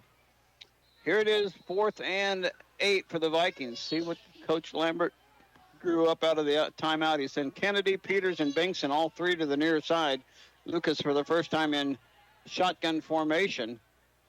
Long play count. Going to roll to the near side under a little bit of pressure. Throws it deep down the field for Binkson. He's got it! Just short of the end zone, but a complete catch at the 2-yard line. Great pass, great reception. Yeah, beautifully thrown ball by Lucas as he rolls to the right. That's one of our signature plays here in the program. We got Bankston going up long and a couple of the other guys hitting a short route to try to draw them in. He ends up catching a ball for a 32-yard reception and takes it down to the 2. We've been waiting for a big play, and we had to wait till 4th and 8 to see it. And the Vikings have the ball inside the Next Tech Wireless red zone. And 4:20 left to go, and counting back to wishbone formation to see if we can get it in the end zone here behind this good line of the Vikings. Here comes Raleigh Wilson. There goes a flag. We'll see who that is. That's typically holding in that regard, but we'll see what they call. Thrown by the umpire. Boy, it's just inches short of the goal line. Certainly hope it's not holding because that'll back the Vikings up 10 yards. One way or another, the Vikings are in the Next Tech Wireless red zone. Lowest rates, flexible plans, and exceptional customer service for everywhere you are. Say goodbye to being just a number. Say hello to something different at Next Tech Wireless. Chop block, so it'll be a big penalty on the Vikings. It'll push it back 10 yards. It'll be 1st and goal from the 11 now. That's a difficult play. That's a 15-yard penalty. When you get down there and you are wedging everybody up and you've got a guy on your line that engages a lineman, and then you have a running back that comes in and happens to hit him low, that's a chop. And I think that's what they called coming through there. I think it was just one of those quirks in a tight position like that. But you're right. Vikings push it all the way to the 2 and all of a sudden turn out 17-yard line here, 1st and goal. It's going to be a task here to pick up a number of yards on each play. Each one needs to be a positive for us. Wishbone formation. Under center is Jake Lucas. Hebel and Lysell are the tight ends. Going to roll out. He's going to keep the ball. He's got Lysell downfield. He's going to go the short route. to Shugren, but it falls incomplete. Well, that just looked like that didn't have many possibilities at all. No, I think he wanted to throw it to Haven. He actually pulled back like he was ready to throw it and quickly saw that Haven was pretty well covered. Luckily pulled that ball back down. Otherwise, I think it might have been intercepted. And then, unfortunately, was still in the movement, so needed to unload it. So he didn't fumble it and just kind of tried to drive it there in the dirt a little bit. So it's going to be 2nd and goal again from the 17.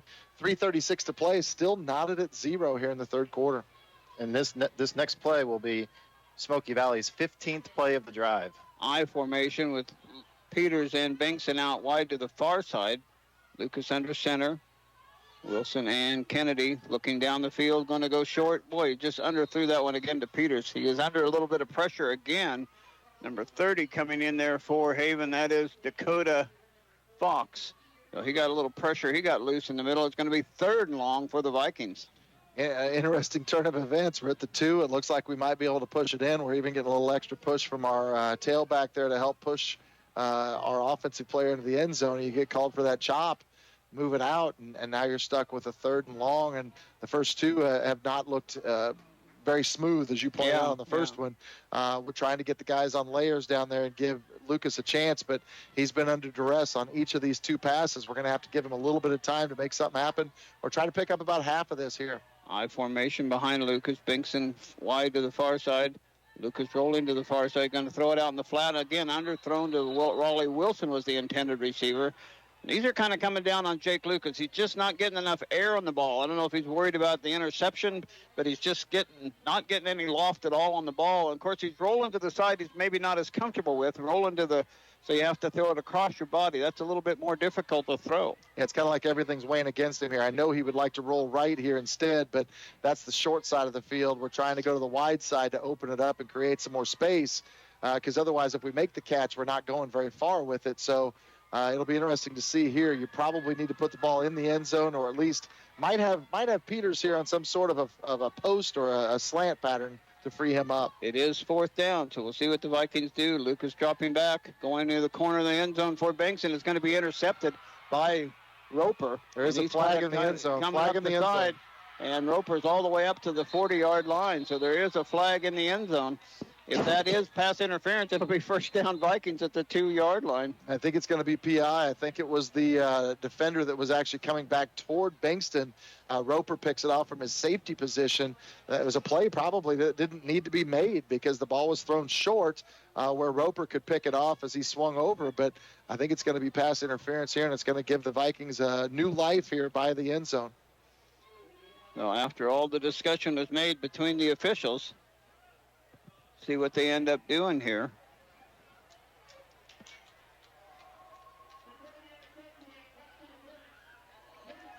Oh, man, what a big break. We had a big break last week on that roughing the punter on that first possession. Here's a big interception on 4th down. It would have been incomplete if he had just knocked it down. But it's going to be pass interference, and the Vikings will be back to where after that good completion. It's a 10-yard penalty, I guess, from the spot of the foul, so it brings it out to the 8-yard line. So it's 1st and goal again from the 8. Or is it 4th down? No 1st down, so it's going to remain 4th down, so the Vikings will call timeout. We'll step aside as well. Timeout on the field back after this 30-second timeout. The Old Stuga in downtown Lidsborg is celebrating 40 years.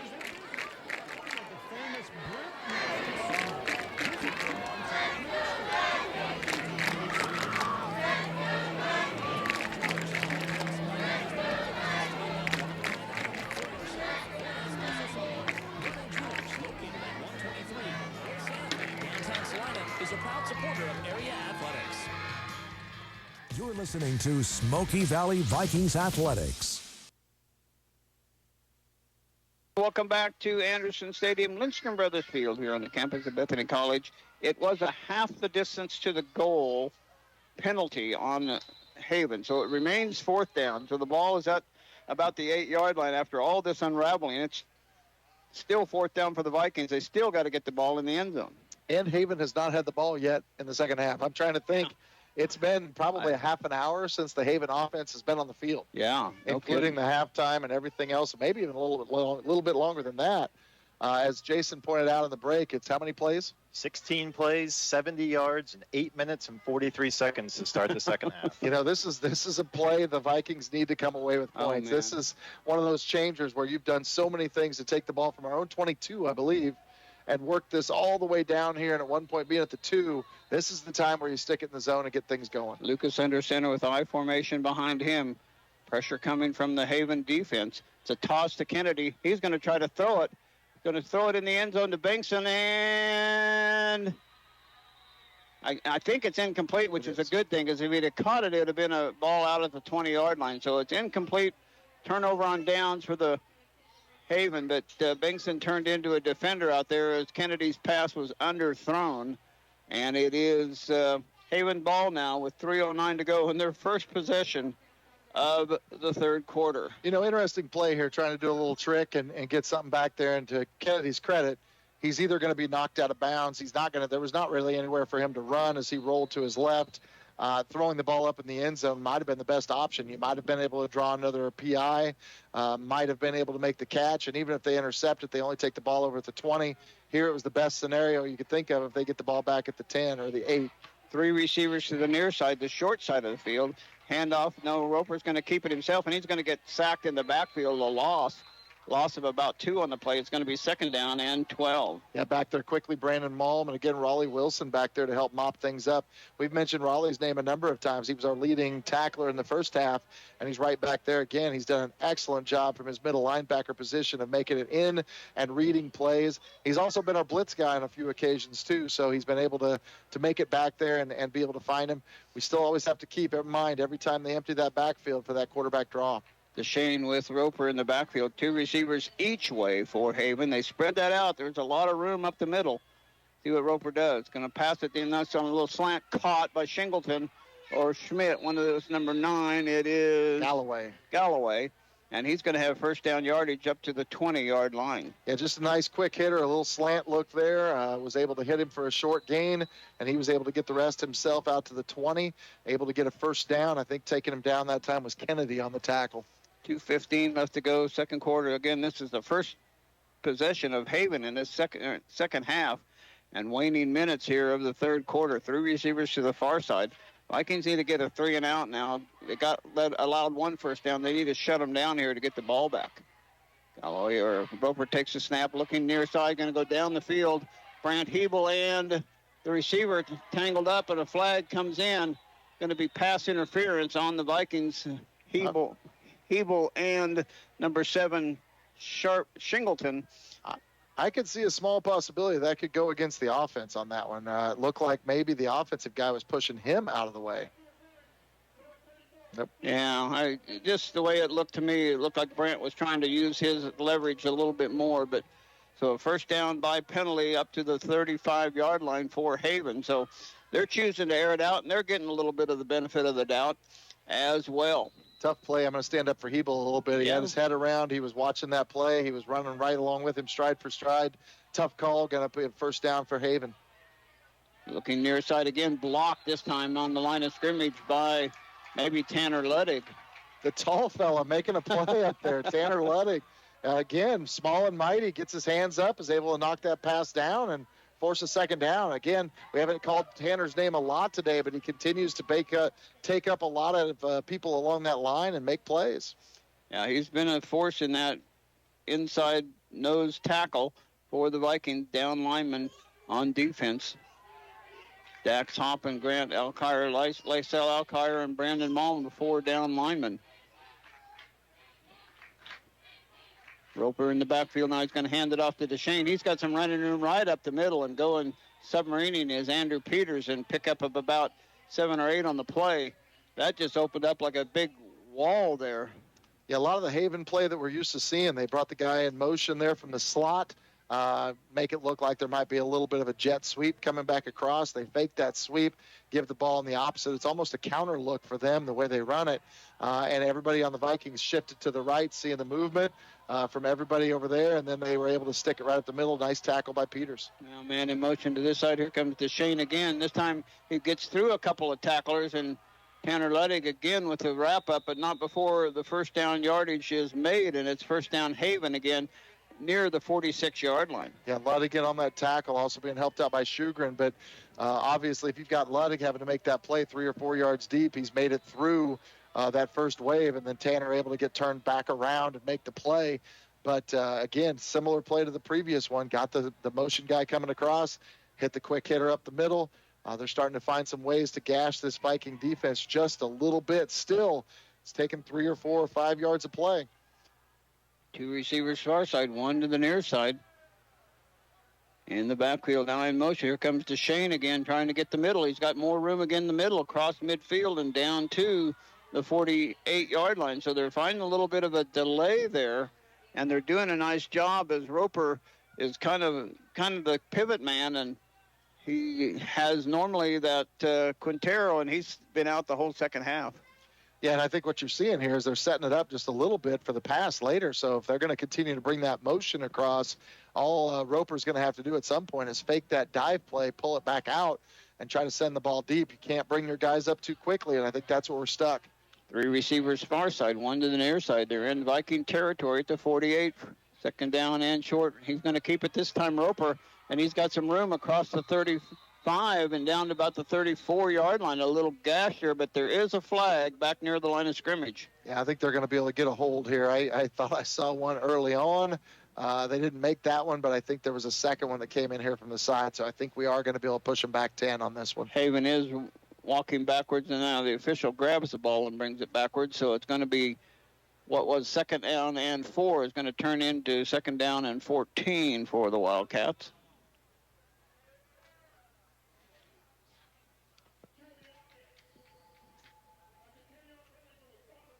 And that is the end of the third quarter. Still no score here at Anderson Field. We'll be back with the fourth quarter right after this. Give us a call at Hometown Outdoor Power in Salina, Minneapolis, and McPherson to get your mowers. Sign up for our winter service program. Don't forget to ask about the early sign-up promotion when you call. I really appreciate the faculty and staff here at Bethany. They care about their students and they're helping them achieve their goals and to be successful. It's a Christian-based college, and I felt that he was in the right hands when I left him here. We chose Bethany College so my son could have a good life. If you want inspired learning at an affordable price, choose Bethany College. Learn more about your good life at bethanylb.edu. Lowest rates, flexible plans, exceptional customer service, and coverage for everywhere you are. Say goodbye to being just a number. Say hello to something different at Next Tech Wireless. This is a Smoky Valley Vikings broadcast. And welcome back again, promoting our sponsors: Midway Motors, Harry Mallory's, Scott's, Dower Welding, CNL Heating and Cooling, Old Stuga, Gallant Tire and Auto, Farmers State Bank, Lindsberg Family Dental Care, Farm Bureau, Yoder Lawn and Tree Care, Arn Reinert CPA, Call Maury, Call It Soul Real Estate, Dr. Darrell Loader, Art Shirt, People's Bank and Trust,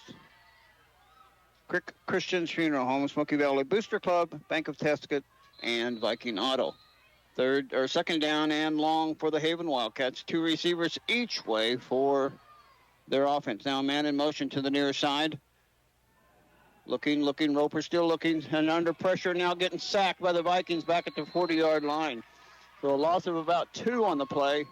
Roper just held onto that one too long. I don't know if anybody was open downfield. I wasn't looking downfield, but good defense, Smoky Valley. Yeah, Wilson's the first one back there, made him turn that ball up and have to take it in a different direction.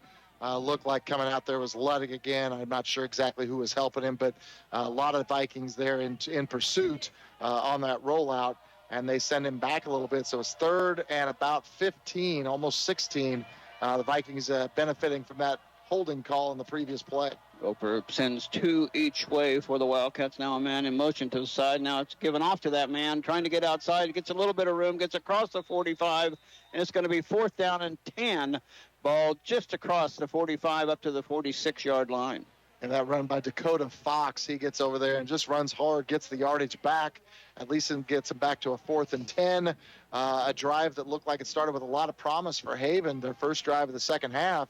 And it ends up going back to the Vikings. Getting it out of the shadow of their own goalpost anyway, getting out to midfield. Going to punt it away now. Snap is good. Kick is good. High spiraling kick. Peters is going to take it at the 20. He gets hit immediately.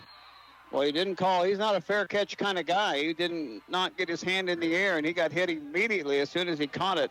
But the Vikings will take over 1st and 10, ball at the 21-yard line.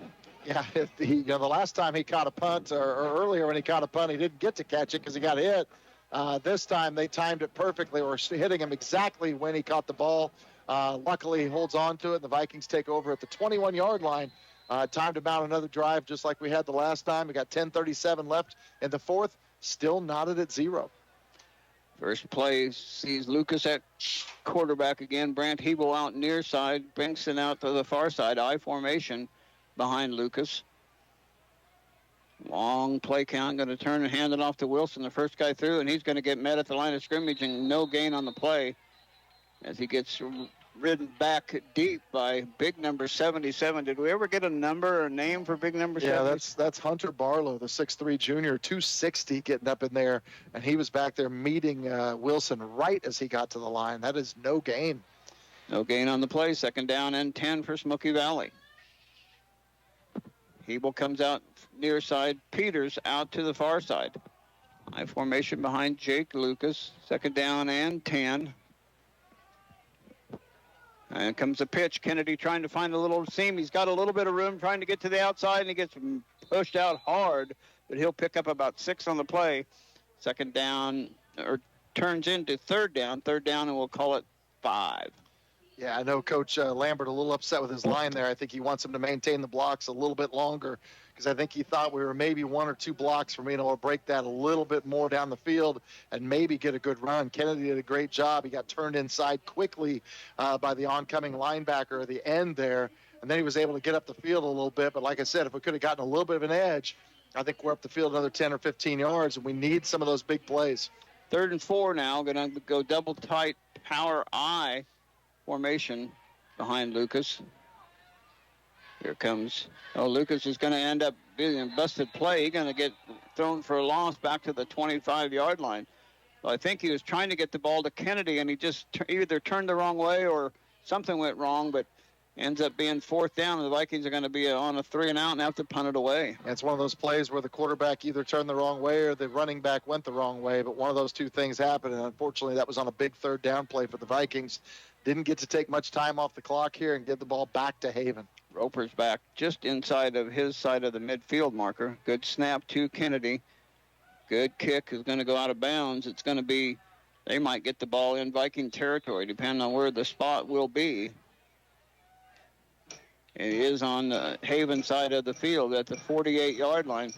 The Vikings, disappointedly, after having such a long drive on their last possession, do a 3 and out, and that sets up a scary scenario with a 0-0 score. Yeah, it definitely does. Another great night of football around the state. Make sure you don't miss out on the Wheat State Scoreboard Show, brought to you locally by RE/MAX Advantage Realtors, tonight from 10 to 11 on Sports Radio 1150 KSAL. Get a recap of this game, scores from the area, and other wraps from various broadcasters across the Sunflower State. That's the Wheat State Scoreboard Show, brought to you locally by RE/MAX Advantage Realtors from 10 to 11 on Sports Radio 1150 KSAL. 2 receivers each way for Roper. DeShane in the backfield with him. Low snap, and got a motion penalty. They blew the play dead, so it's got to be a motion penalty. Somebody jumped in the inside of the line. It'll be 1st and 15 for the Haven Wildcats now. Just waiting, just sitting on the edge of our chairs, waiting for something to happen. Just some big play somewhere, get off of a 0 score. Been really impressed with Haven. Obviously having to respond after the second half with arguably their best player, Quintero, sidelined since the early part of the first quarter. And I think they've responded well. They've been very similar to the Vikings. They've started drives, just haven't been able to finish them. Low snap. Roper going to throw it to the near side. Caught. And in the running room, here comes that big play we're talking about. Kennedy going to be able to knock the receiver down, but not before Haven gets into Viking territory all the way down to the 25-yard line. That was number 14, Nathan Schmidt. Just a short pass, and he took it the rest of the way. It was just a nice little quick hitch right there. They hit him on it. Viking defensive back, it looked like Haven Lysell was just a little bit short from his linebacker position of being able to knock the ball off, but they caught the ball right in front of that corner were able to slip right around him and be able to take it up the side. Kennedy made a great effort to try to swat the ball out of there, but eventually takes him down. 3 receivers near side. Roper dropping back, looking far side. Now he's getting chased out of the pocket, still being chased, running for his life, and gets knocked out of bounds about the 22 or 23-yard line. See where they spot it. It'll be closer to the 21-yard line. It's going to be second down, and we'll call it 5.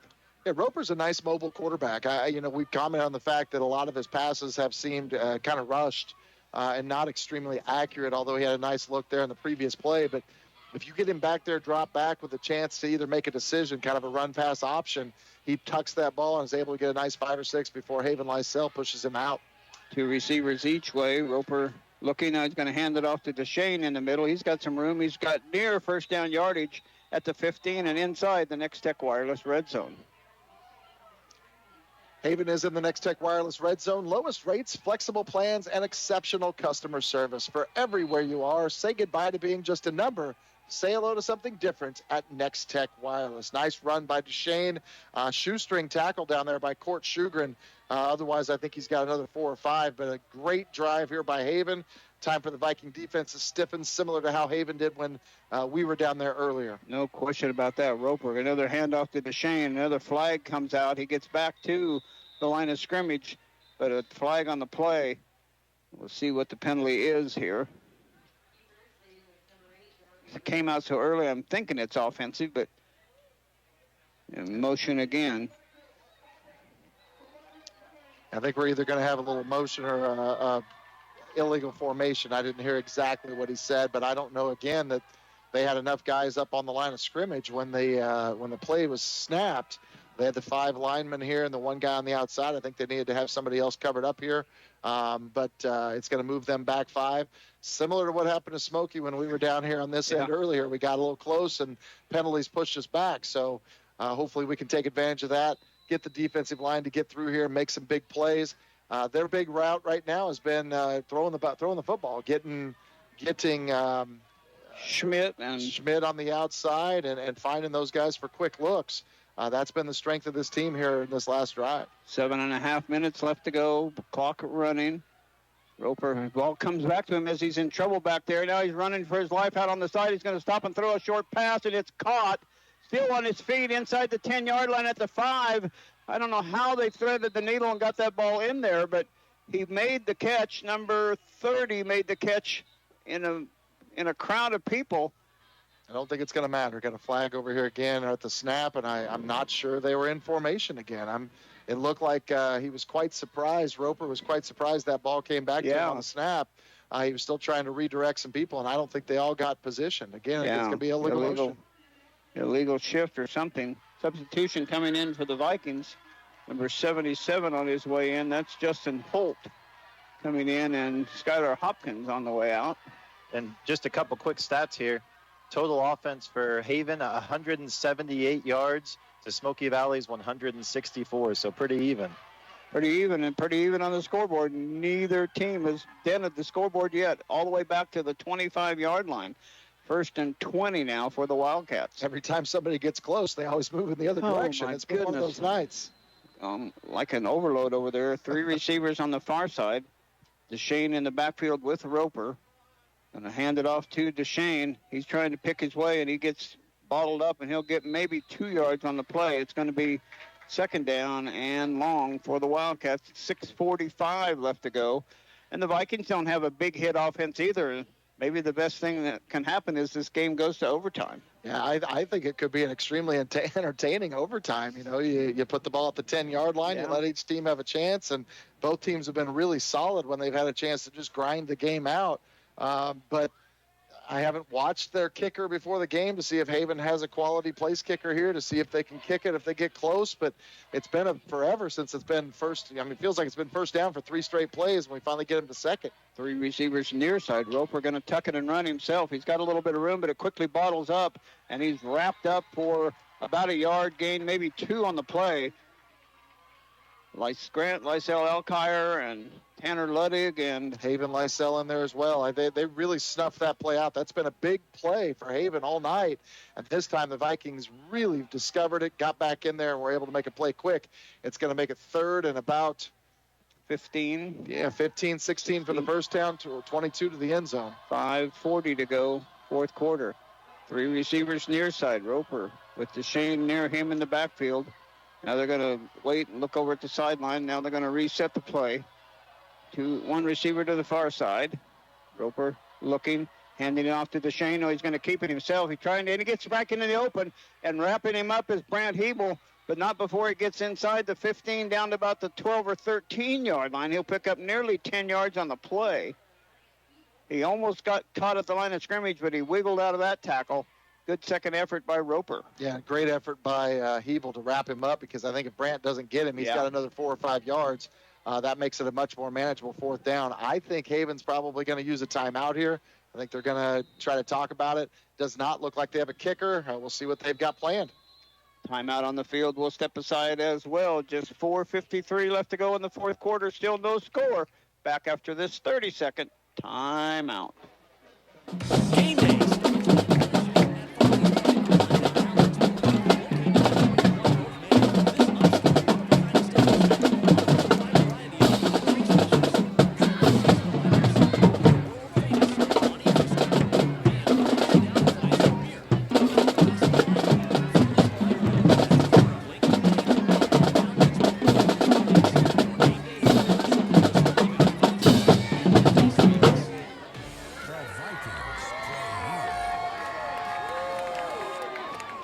This field on the campus of Bethany College, the Vikings and the Wildcats in a tense one here. It's 4th down and about 7 for the Wildcats, and ball is just outside of the 12-yard line. They can get a first down if they get near the 5-yard line, so it's not like it's 4th and goal like it was for the Vikings. They can get a first down, but Viking defense under this Friday the 13th full moon, the eerie things are happening here in Anderson Field. I tell you, some interesting scores. Larned Heston tied at 12 right now in the third.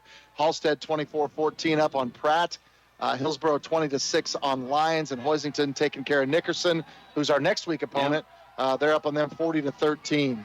2 receivers near side, 2 to the far side. DeShane and Roper in the backfield on 4th down and 7. I watch Roper here. He's been good with his legs. Man in motion on the near side coming up. He's going forward at the snap, and incomplete.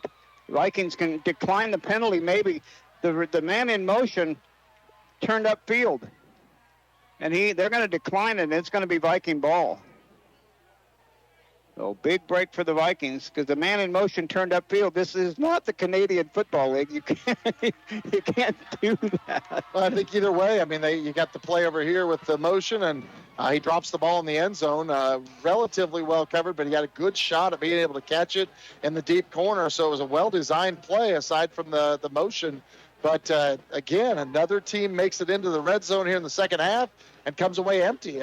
Penalties really biting both teams when they've been there. The Vikings now, 4:49 left to play. They've got 88 yards to go for a chance to win this game. See what can happen here. The Vikings out in the I formation with Binkson, the receiver, on the far side. Slot is Hebel on the near side. Jake Lucas is going to keep it himself and try to get outside. He's going to cut it up the middle now and gets across the 20. There comes a flag in there late at the 25-yard line. I don't know what that flag would be. Get a little worried about a block in the back when you get that far up the field, or some sort of a crackback block or something where somebody wasn't watching, or even a hold, but we'll have to see. Good effort by Jake Lucas to get the ball in play.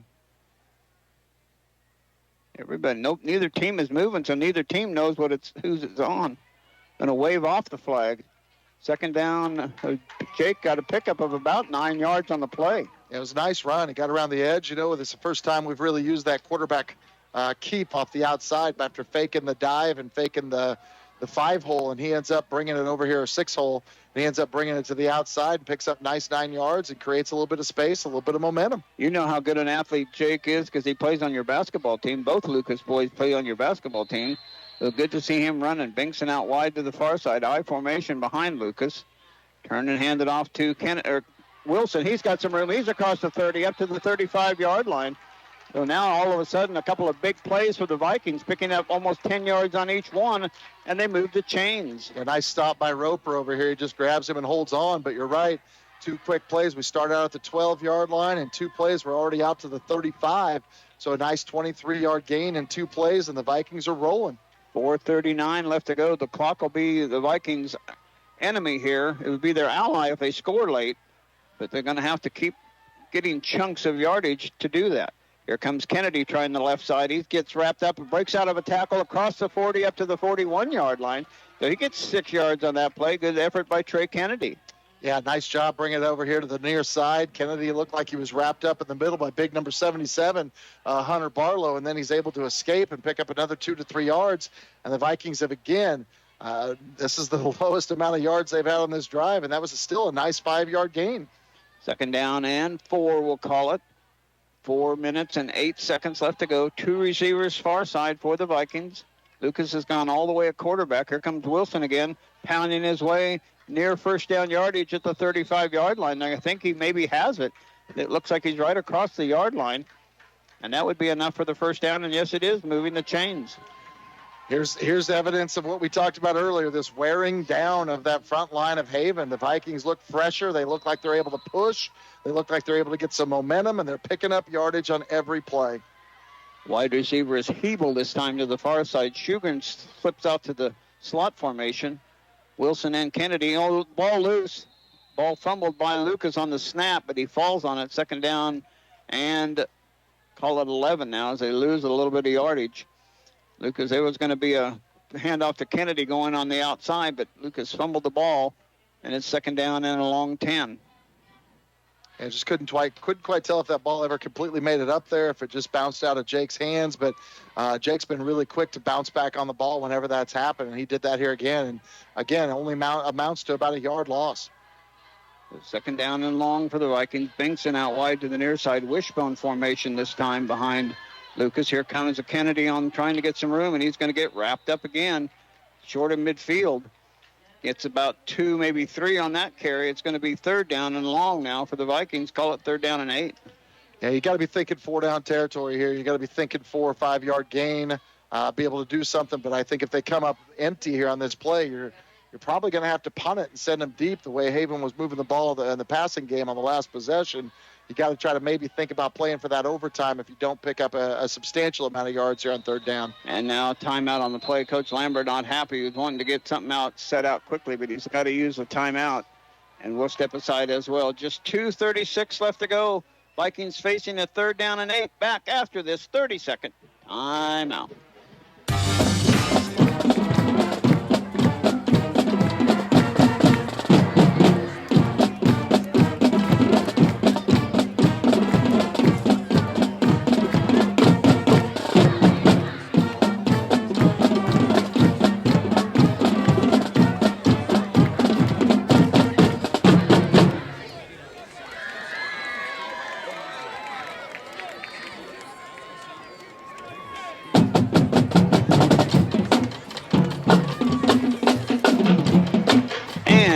At Viking football, Anderson Stadium, Lindstrom Brothers Field. Got an interesting stat. The scoreboard says 0-0. The stats say total offense for each team 191 yards each. Smoky Valley with 14 more plays, and they've had the ball for 7 more minutes. But total offense of 191 for each. Let's hope they keep it here. Vikings facing a 3rd and long at the 47-yard line in their own territory. They got to get across midfield and down to the 45 for a 1st down. I formation for Lucas. Long play count. Going to hand it off outside. Kennedy's got some room. He can get the outside. He's got midfield. He's got 1st down yardage and down to near the 45-yard line. Great effort by Trey Kennedy. And an injured Haven Wildcat on the field here at the 45-yard line. Yeah, what a great play design. Everything looks like it's going to come to this side of the field. And great. They actually had that same momentum that they've had most of the game where they've gotten guys into the backfield. And Lucas makes that little counter look and gives it up to Kennedy going back the other way. But like I said, every bit of momentum carrying things to this direction. We go to the weak side of the field. and Kennedy's able to break out, and a great back block from the outside. I didn't see exactly who it was, but he's able to free people up and get Kennedy to the edge, and a beautiful gain all the way down to the 40. We haven't talked very much about Viking volleyball. You did give the score. It looks like it's a cramp on the Haven player, so it won't take too long to get that taken care of. But they're at a big meet tomorrow. Southeast of Saline is where the girls go for volleyball tomorrow. Yeah, they go to Southeast of Saline. We added that tournament a couple of years ago back in. It used to be one we used to travel to quite often, and now they're back in that tournament. It'll be a pretty talented field there as well. I haven't had a chance to talk to any of the girls about who they open up with, but I think they feel like it's going to be a really strong day. Good opportunities for them.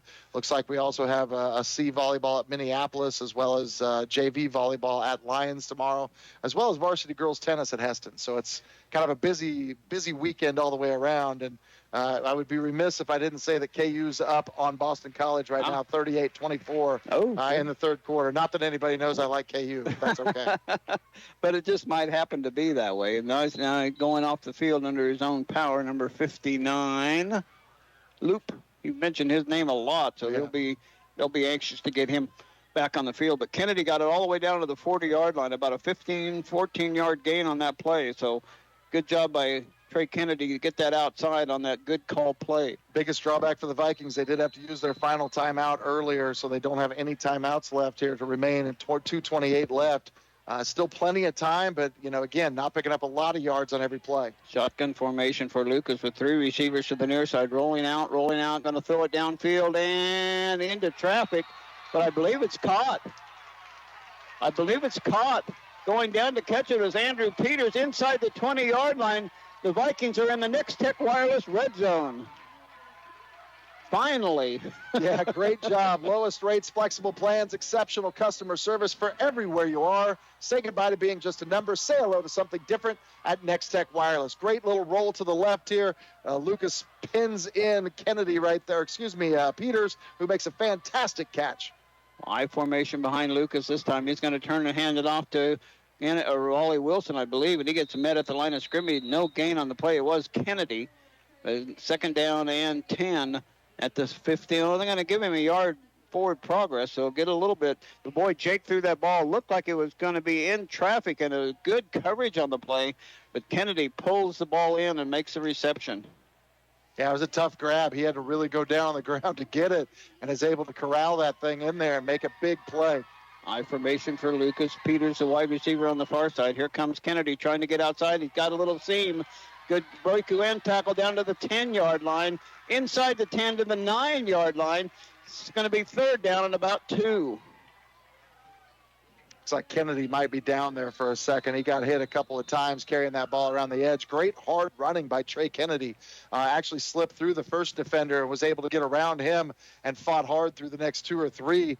He is down here at the 9, though. Yeah, he is, and laying pretty still down there, so we wish the best for him. And, again, the Vikings and the Bethany Swedes. Bethany Swedes will have their home opener tomorrow evening. I don't know. I think it's a 7 o'clock game, but they have a game against St. Mary's tomorrow night, so you'll be able to enjoy back-to-back games between Smoky Valley and Bethany College here at Anderson Stadium, Lindstrom Brothers Field.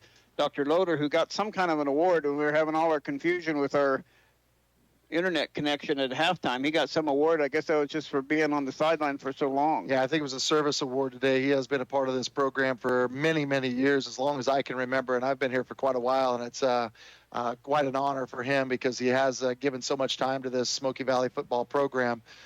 So hats off to Dr. Loader and all the things he's done. Kennedy, as you point out, down. Looks like he might have taken a shot right up underneath the chin as he was going down. Might have pushed his head back just a little bit. He's moving his hands and stuff. That might at least be a good sign. But great drive here by Smoky Valley. They continue to move it, of course, aided by a great pass from Lucas and an amazing catch down there by Peters.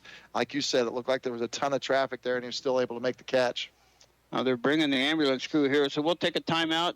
Vikings driving with just 1 minute and 20 seconds left to go. They're inside the 10-yard line, facing a second down and 2, but we'll see what Trey Kennedy, his injury is here after this 1 minute timeout. People's Bank and Trust is proud to support the Lindsborg community and the athletes at Smoky Valley High School and Bethany College. I'm Ryan Biegert, branch manager at the Lindsborg location for People's Bank and Trust, a proud native of Lindsborg, and I'm ready to be your banker. People's Bank and Trust, meeting the needs of our community and always improving the way we do business. Located at 201 South Main in Lindsborg, member FDIC, equal housing lender. Go Vikes and go Swedes. Join the celebration at the Lindsborg Community Hospital on Sunday, September 29th from 2 till 4 p.m. We are celebrating our 75th anniversary and the completion of our patient-centered remodel. Get a sneak peek of the new 7 days a week urgent care clinic opening October 1st. There will be tours, refreshments, and a brief dedication ceremony at 2:30. That's September 29th, Lindsborg Community Hospital, serving the people of the Smoky Valley for 75 years. We're here when you need us. Qualifications and rules apply. See institution for details. Ask for Kasasa. Warning. Free Kasasa checking may lead to a rise in disposable income due to cashback on everyday debit card purchases, refunds on ATM fees, and elimination of so-called service fees. Increased satisfaction may result while operating your debit card. If you suffer from chronic money loss, search for Kasasa online. This has been a financial health advisory courtesy of Kasasa. It's like money medicine for your shopping habit. Offered locally at the Bank of Tuscan. Member FDIC. I really appreciate the faculty and staff here at Bethany. They care about their students and they're helping them achieve their goals and to be successful. It's a Christian-based college, and I felt that he was in the right hands when I left him here. We chose Bethany College so my son could have a good life.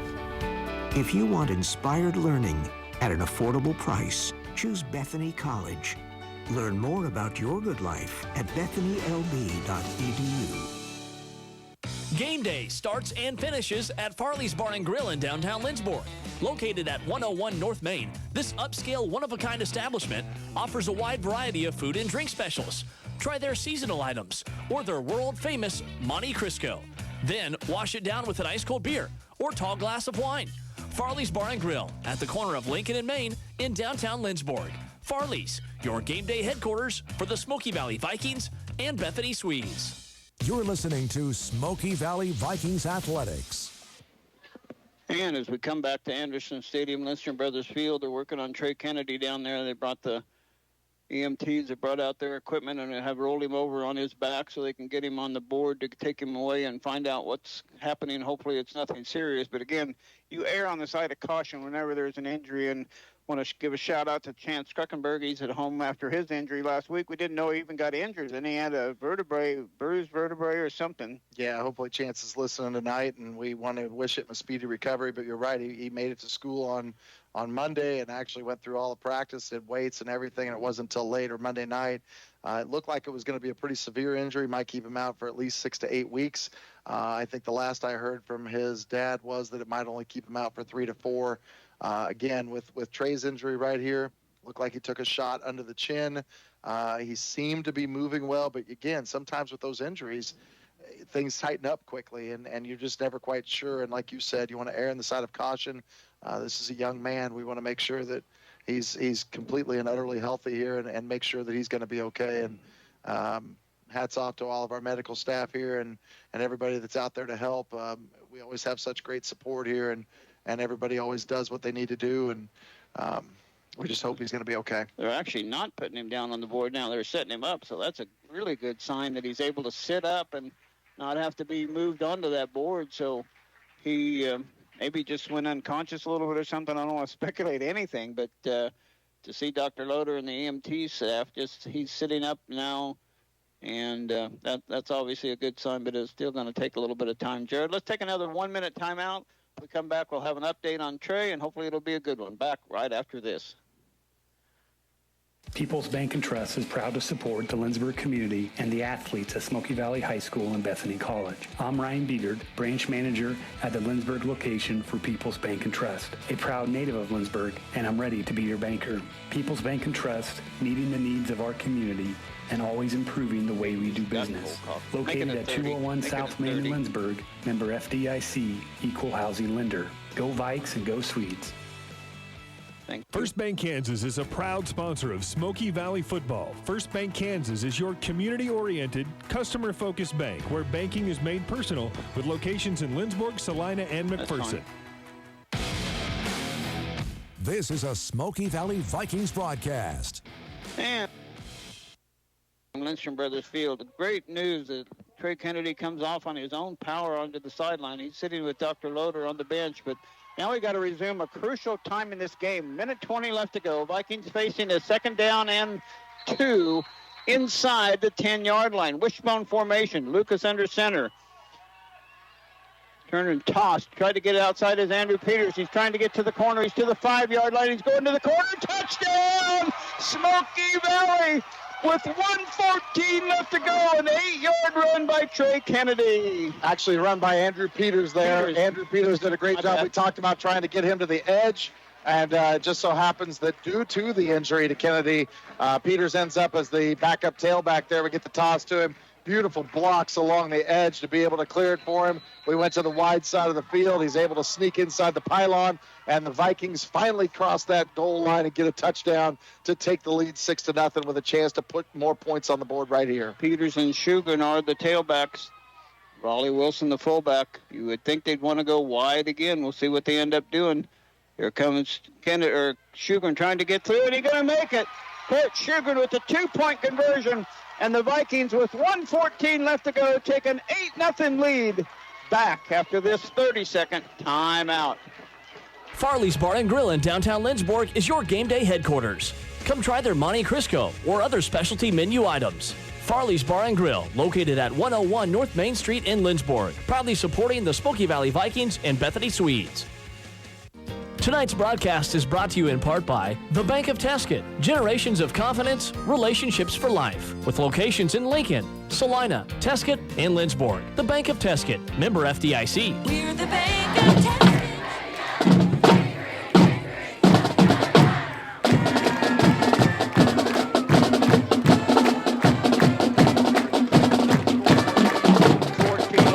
After how long a drive, Jason? Gonna make him do math here real quick.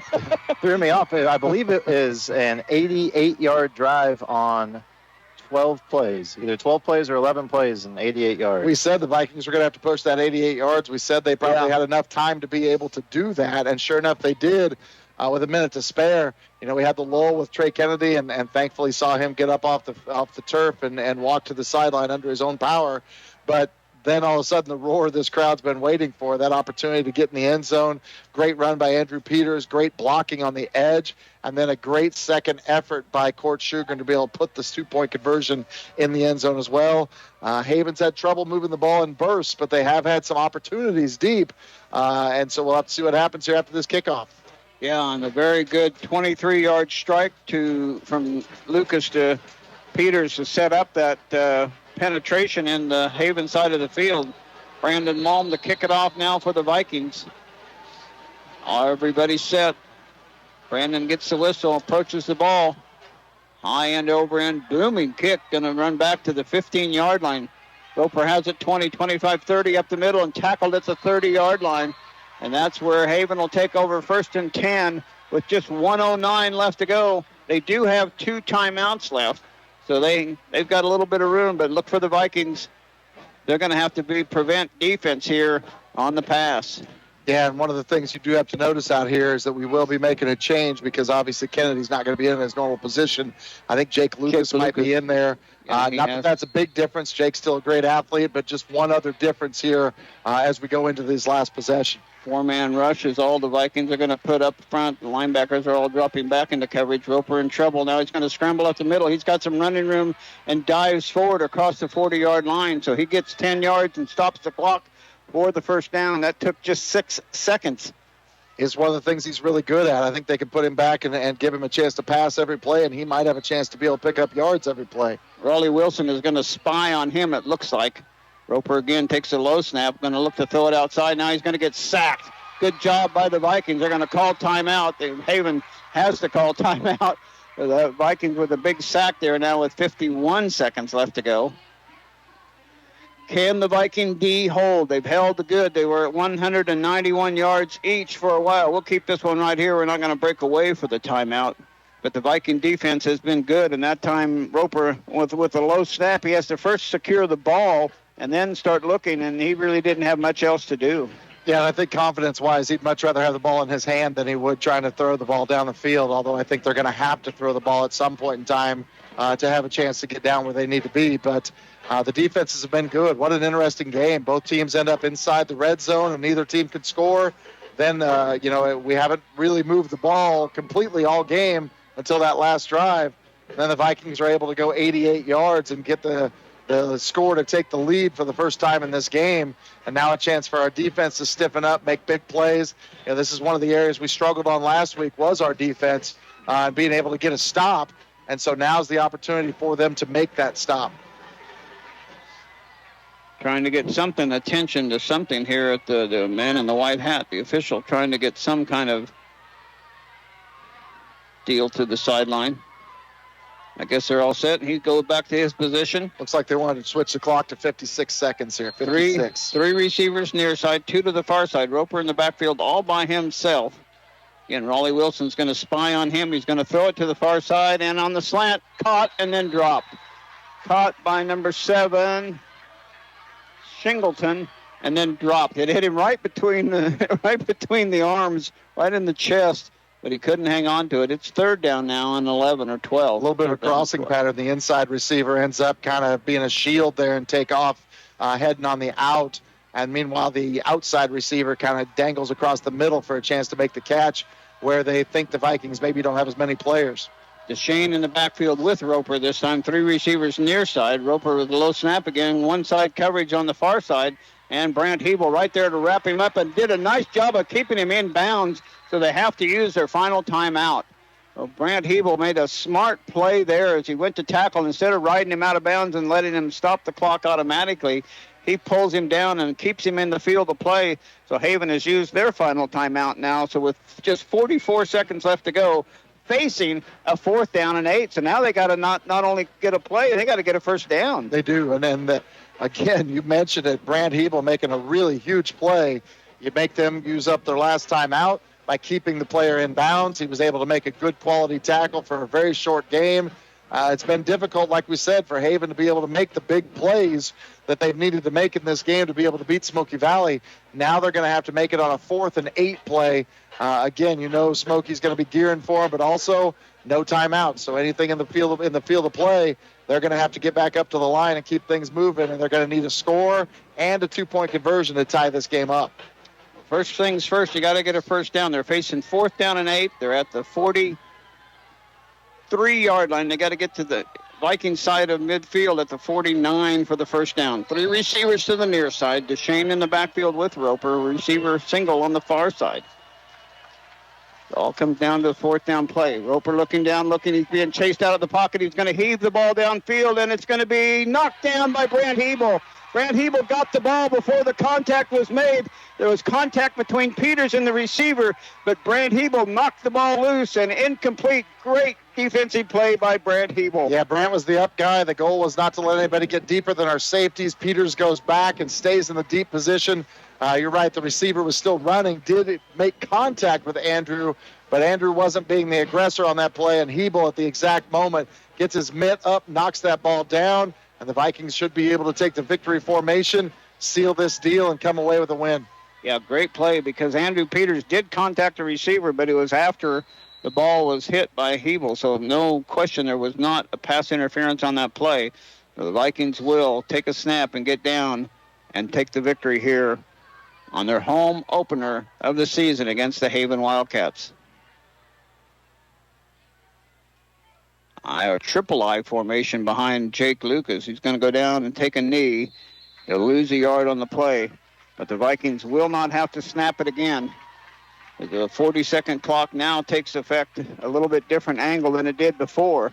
And with 25 seconds on the game clock and 30 seconds on the play clock, the Vikings can start to celebrate, and they are starting to celebrate. Haven walking off the field, but the Vikings, on the strength of a Andrew Peters touchdown run with 14 seconds left to go, has won this game by the score of 8-0. Yeah, great job. Talked about toughness all week with his team, talked about being able to overcome some adversity.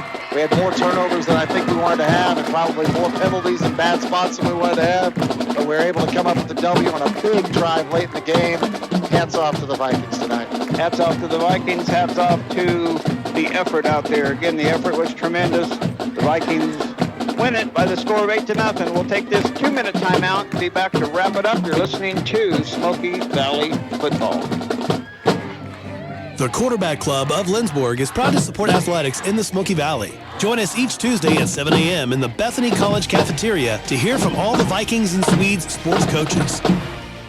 Auburn Pharmacy is your local hometown Lindsborg pharmacy, located at 216 North Harrison Street, proudly supporting the Smoky Valley Vikings and Bethany Swedes. Join the celebration at the Lindsborg Community Hospital on Sunday, September 29th from 2 till 4 p.m. We are celebrating our 75th anniversary and the completion of our patient-centered remodel. Get a sneak peek of the new 7 days a week urgent care clinic, opening October 1st. There will be tours, refreshments, and a brief dedication ceremony at 2:30. That's September 29th. Lindsborg Community Hospital, serving the people of the Smoky Valley for 75 years. We're here when you need us. People's Bank & Trust takes pride in its heritage of service to the customer and features 12 locations in central Kansas. People's Bank & Trust, a proud supporter of Smoky Valley and Bethany College. Member FDIC. Lindsborg Community Hospital and Family Healthcare Clinic, supporting concussion safety and impact testing for all athletes who call the Smoky Valley home. Qualifications and rules apply. See institution for details. Ask for Kasasa. Warning. Free Kasasa checking may lead to a rise in disposable income due to cashback on everyday debit card purchases, refunds on ATM fees, and elimination of so-called service fees. Increased satisfaction may result while operating your debit card. If you suffer from chronic money loss, search for Kasasa online. This has been a financial health advisory courtesy of Kasasa. It's like money medicine for your shopping habit. Offered locally at the Bank of Tuscan. Member FDIC.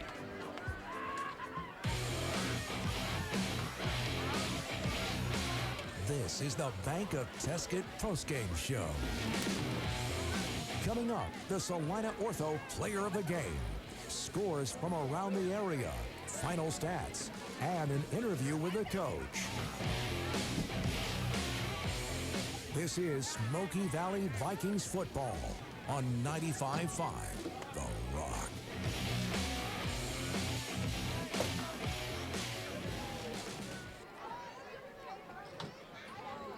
This is the Bank of Tuscan postgame show. Generations of confidence, relationships for life. Member FDIC. Ask about their new Kasasa checking account in Lindsborg, Salina, Lincoln, and Tuscan. And now the Vikings celebrate their 8-0 victory, a victory that didn't come until the waning minutes of the game. A minute 14 left on a 11-play, 88-yard drive, taking 3 minutes and 35 seconds. And we're joined now by Coach James Henderson. And maybe it's the way you scripted it. I'm sure you'd probably like to have a little bit more comfortable win than that. Well, I tell you what, win's a win. And, you know, one of the life lessons that we try to teach our players is you don't ever quit. You don't give up on each other. You don't give up on individuals. You don't give up on yourselves or your teammates, and you just keep fighting. And in life, there's a lot of times you got to just keep fighting no matter what the situation is. And so, you know, our guys would not quit, would not give up, you know. And so, you know, what a great job by our kids, just fighting, and two really evenly matched teams. So, yeah, hats off to Haven's defense. They just kept us at bay all the time. The Barlow kids and the other, the number 55, that great linebacker, number 55, just tackle after tackle. They weren't backing down to anybody. You know, this 57, too, the defensive end, this Yoder kid, he's a really good, stout player, too. They're so big on their defensive line, our guys just couldn't get them to move much. I mean, they're big kids. And so, you know, Coach kind of scrapped and clawed and figured out some offense that would work and some things that we could get going. And that was a big difference in the game, too. Coach Lambert did a great job play calling.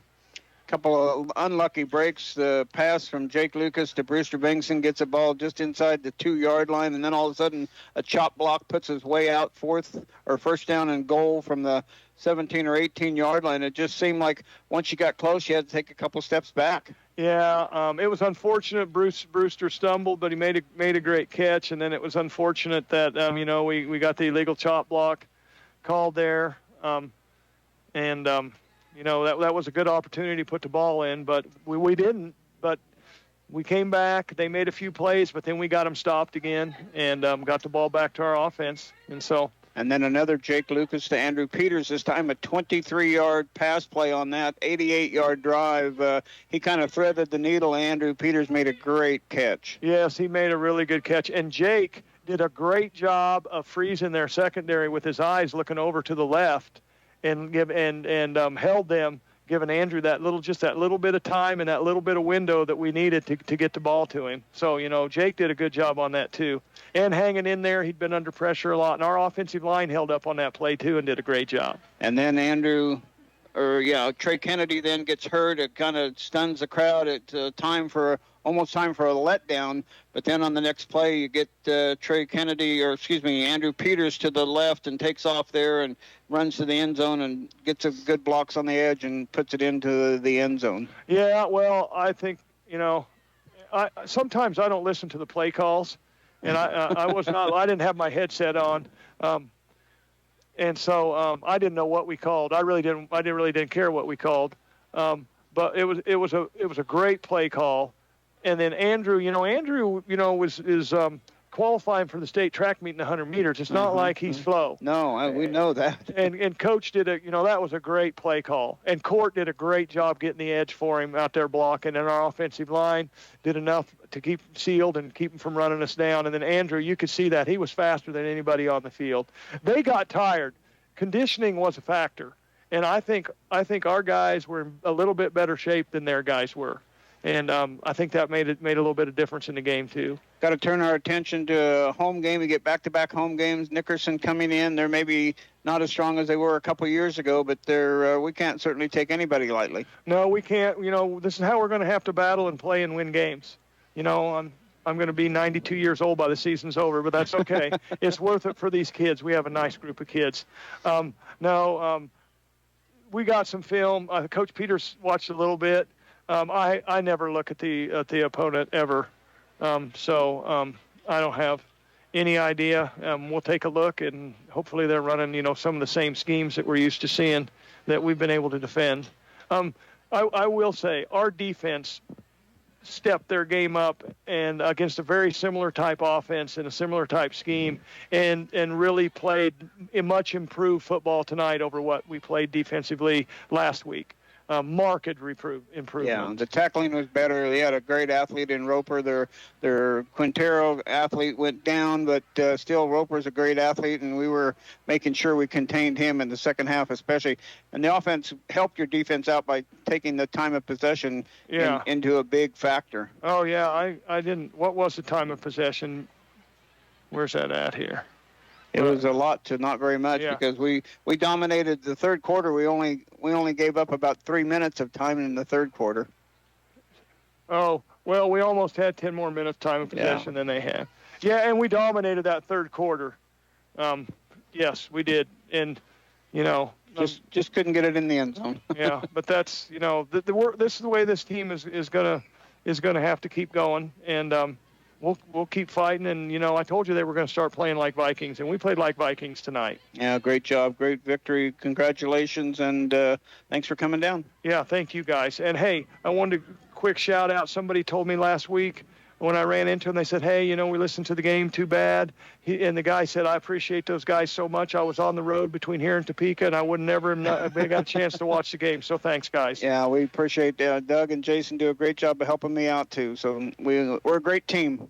Yep, thanks, guys. Nice job. Coach James Henderson of the Vikings, and now we got to do some scoreboard show and some other things. We got a lot of work to do here.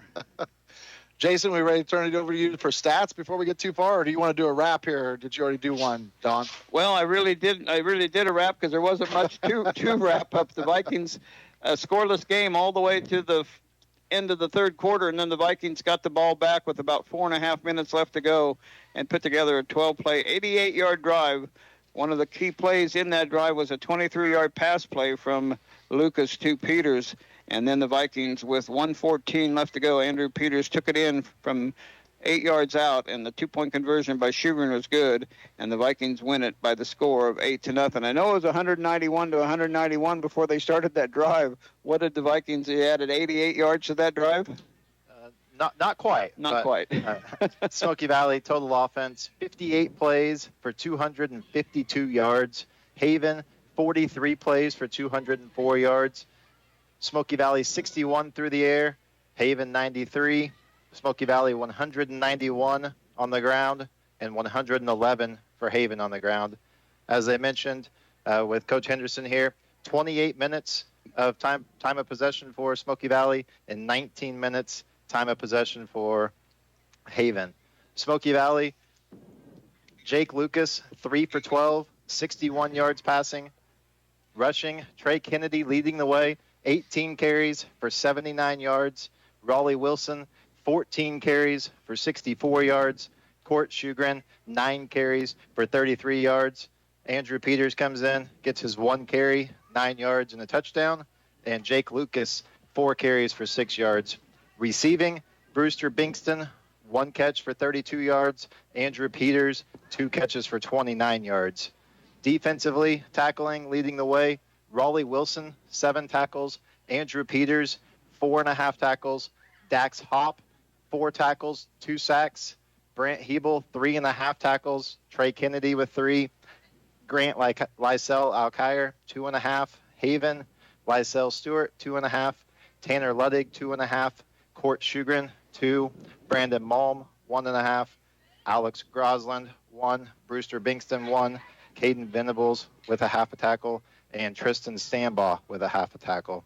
For Haven leading the way, Darby Roper, 5 for 16 passing, 93 yards. He also led the way on the ground, 13 carries for 70 yards. Aaron DeShane, 6 carries for 26 yards. Mario Quintero, 7 carries for 9 yards before he got hurt in the first half. Dakota Fox, 1 carry for 6 yards.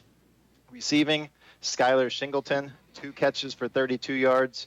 Nathan Schmidt, 1 catch for 31 yards. Hunter Galloway, 2 catches for 30 yards.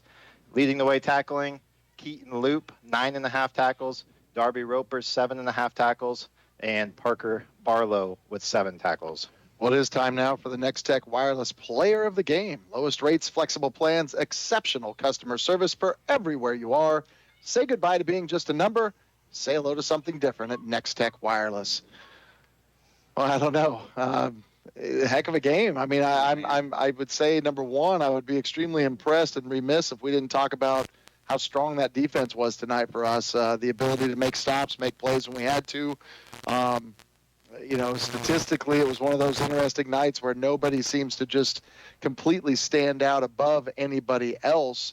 It was just a great collective team effort. I love what Trey Kennedy did, 4.4 yards a carry, 79 yards. You got Wilson battling up the middle for 64. You got Andrew only getting 1 carry, but it's the biggest carry of the game for a touchdown. So I think he was our halftime player because of his defense. Actually, it was Raleigh Wilson who was our halftime player because of his tackles. So, and of course, a great breakup at the end of the game by Brant Hebel. Or not maybe talking about it if he doesn't make that breakup. So, I defer to Jason on this one. I give it to the whole defense. You give up 0 points. I give it to the whole defense. Well, they had a good stop there when they had it inside the red zone, have a chance, and stop that play on a deflection, and they did have a penalty on that play, but they had a chance to put 6 points on the board there. So, yeah, the defensive effort was outstanding. So our Next Tech Wireless Player of the Game is the Smoky Valley defense. Well, I think Coach Henderson brought it up. This is the way this team's going to need to win this year. It's going to be knockdown, drag out. It's going to be close games. It's going to have to be making big stops, and it's going to have to be, some real grinded out football as well. But a great pass from Lucas to Kennedy, Lucas to Peters sets up that, and then fitting that Andrew Peters has a chance to take it in the end zone for the final score as well. Don't miss the Wheat State Scoreboard Show, brought to you locally by Remax Advantage Realtors tonight from 10 to 11 on Sports Radio KSA. I'll get a recap of this game, scores from the area, and other wraps from other various broadcasters across the Sunflower State. That's the Wheat State Scoreboard Show, brought to you by locally Remax Advantage Realtors from 10 to 11 on Sports Radio 1150 KSAL. And we'll recap a few scores right now. Derby all over Salina Central. That's a 49-0 score. And South didn't do much better. Dodge City beat them 45-7. Minneapolis beat Sacred Heart 54-7. So there was a lot of big score games. Concordia over Abilene 13-7. El Saline 40, Remington 0. and our Vikings winning 8-0. You got a few other league scores and some others? Yeah, I did. I had Heston and Lawrence still knotted up at 12. I haven't been able to find an update on that score here for a while. Pratt loses to Halstead, or was losing to Halstead 36-14. Hillsborough defeats Lions 27-14. Hoisington, Oliver Nickerson 40-13. Some other, I don't know if you said the McPherson score. McPherson was up 27-0 on Winfield the last we had. I think you said El Saline Bueller 55-0 over El Dorado. Canton Galva 46-0 over Chase County. And a couple of area ones, Mays 55-14 over Hutch. High school football in full swing, and it was kind of one of those nights tonight where everything was played 30-30 there for a while. It seemed like a rather not necessarily I don't want to say a boring game, because I think both teams were competing extremely hard, but you could just feel it all escalating into that fourth quarter. The closer each team got to the end zone, it just felt like somebody was going to crack the door open. I'm extremely excited the Vikings won, but I think it could have been a knockdown, drag-out overtime too. I think it could have been a very exciting. We might have been here till tomorrow morning watching teams keep scoring. Yeah, it might have been gone on for a long, long time, but again, it ended in the Vikings with a victory, and 8-0 is the final. And any final thoughts? Nice win. It was a nice win to come up with. Busy weekend for everybody, so good luck tomorrow to volleyball, to tennis. A lot of things coming up this next week, and of course, Nickerson here next Friday. Jason? If my stats are correct, that is Coach Lambert's 30th win at Smoky Valley. Right, Smoky Valley. So that's another milestone for Coach. And again, Bethany will be here with their home opener tomorrow night against St. Mary. Come out and cheer on the Swedes, and the KU gets a victory. Rock Chalk still up 41-24, about 8 minutes, 6.5. There's plenty of time for us to mess it up, but we hope not, so we'll keep it in mind. I'll just quit watching now. K-State on the road at Mississippi State. Some people have picked them to win that game, so that'd be a huge turnaround for them, but they're 2-0 and off to a great start, too. So a lot of exciting things going on. For Jason, for Doug, for Jared back at the station, this is Don wishing everybody a very pleasant good night. Take care. And we'll talk to you next week right back here from Anderson Stadium. Take care, everyone. Good night. The Old Stuga in downtown Lidsborg. It's